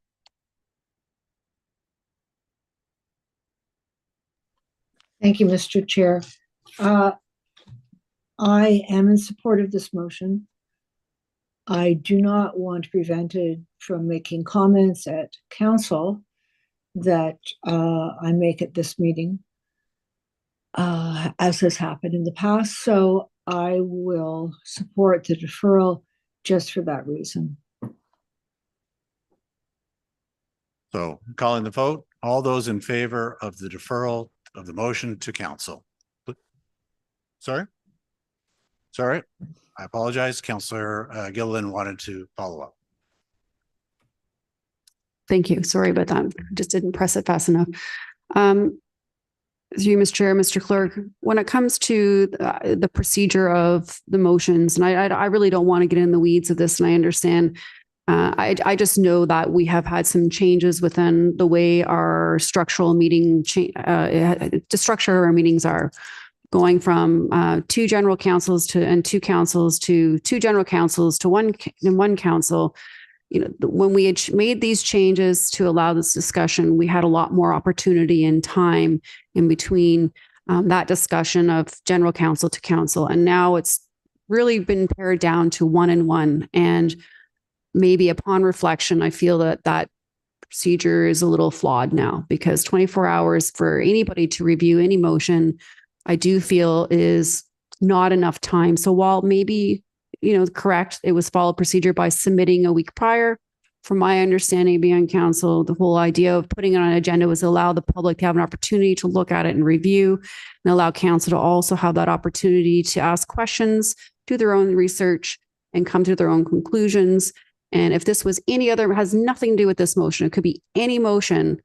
And I was working full time, got a whole revised agenda, and I had 12 hours to review something. I would probably not want to be voting on it at that night, not understanding the context of everything. And so I respectfully understand if the mayor's not here, he wants to add some context and so forth. And that's really what this is about for me. And I understand there was requests there, but I also don't want the public to feel that we're making these decisions without having enough time for the public to be able to review this agenda as well. I see the motion, I know what it's about, but just for me, it's just in that principle. We get to have this conversation again in 2 weeks' time, and I really look forward to having that conversation. And I believe that we're also asked not to repeat ourselves on certain things, and I certainly want to ensure that we have a fulsome conversation next council altogether. Thank you, Councillor Gilliland. Seeing no other further comments or questions, calling the vote. All those in favor of the motion to defer to council, please raise your hands. Opposed? The motion to defer carries.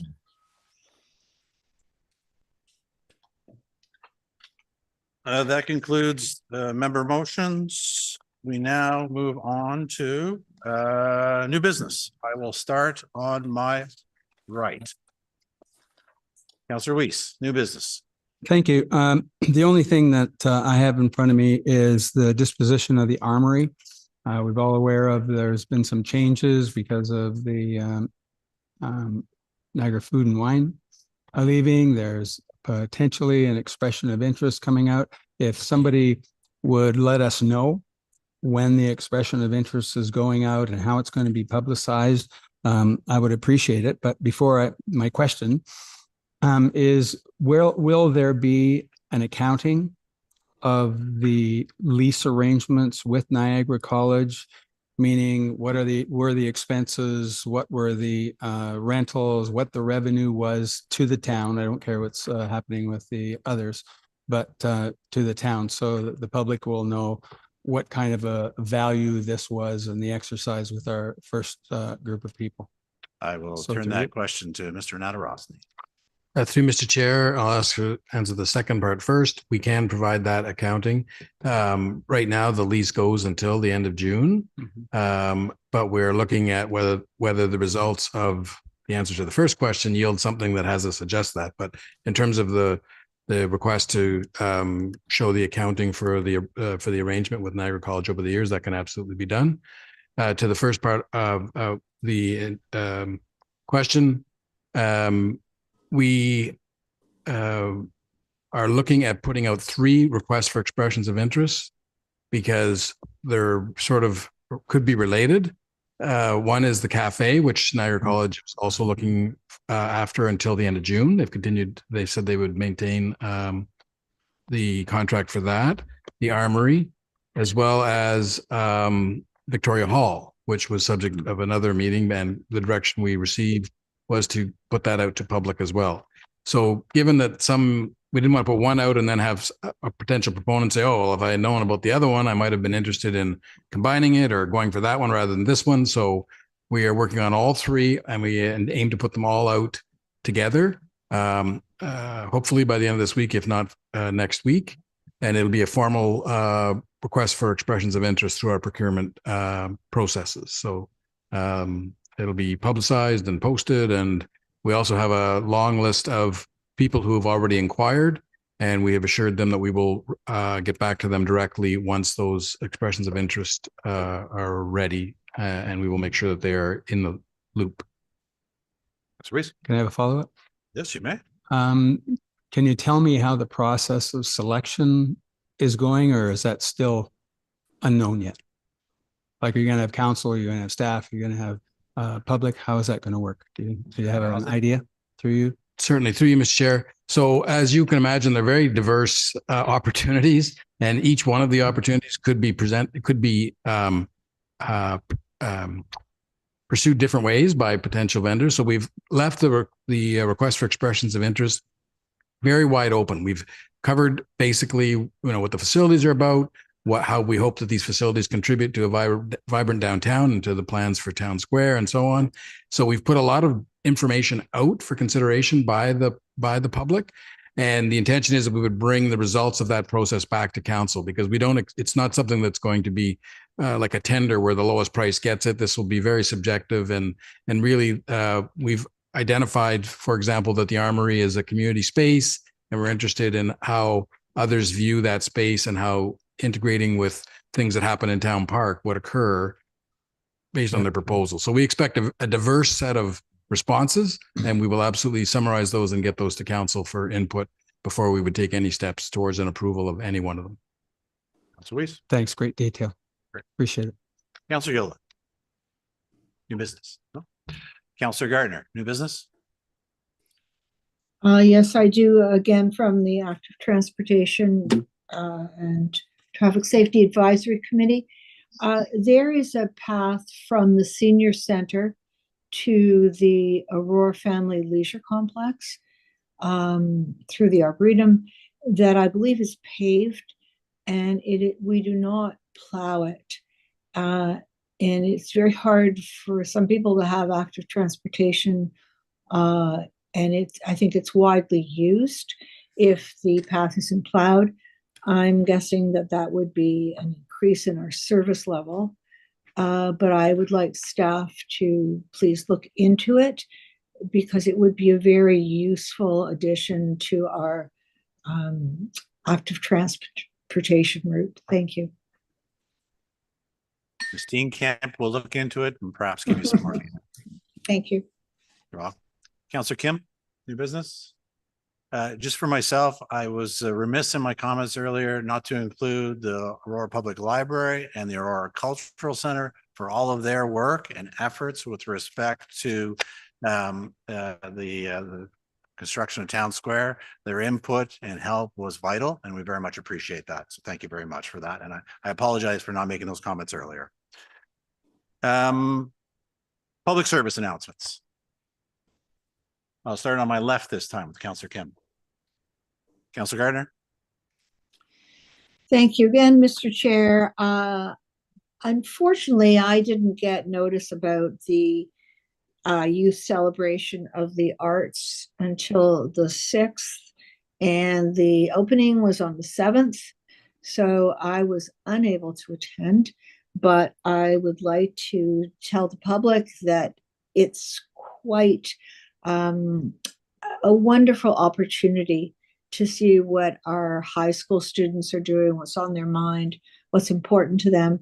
I don't know, maybe you do, Mr. Chair, how long it's open for, but I would think it would be open at least till the end of the month.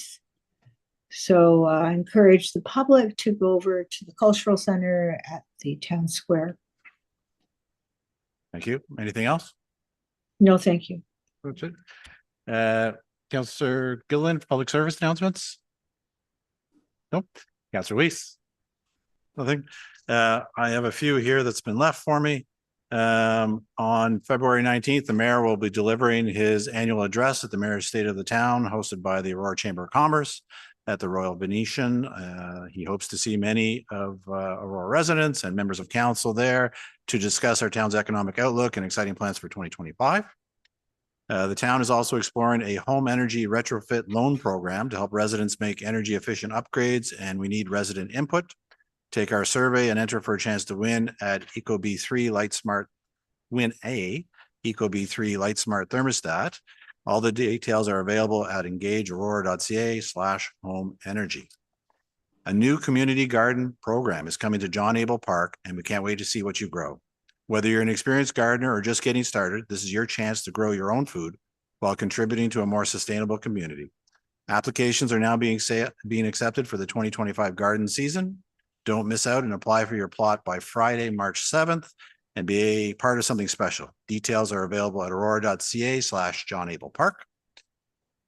I have a few more still. Dive into a year of learning and growth. Our Town of Aurora 2025 Diversity, Equity, and Inclusion Calendar is more than just dates. It's a tool for education and understanding. Each month, explore the diverse cultural histories and experiences of our community and download it now at aurora.ca/DEI. And as we continue to celebrate Black History Month, in partnership with Aurora Black Community Association, we have a variety of exciting events designed to inspire, educate, and celebrate the vibrant Black community in Aurora.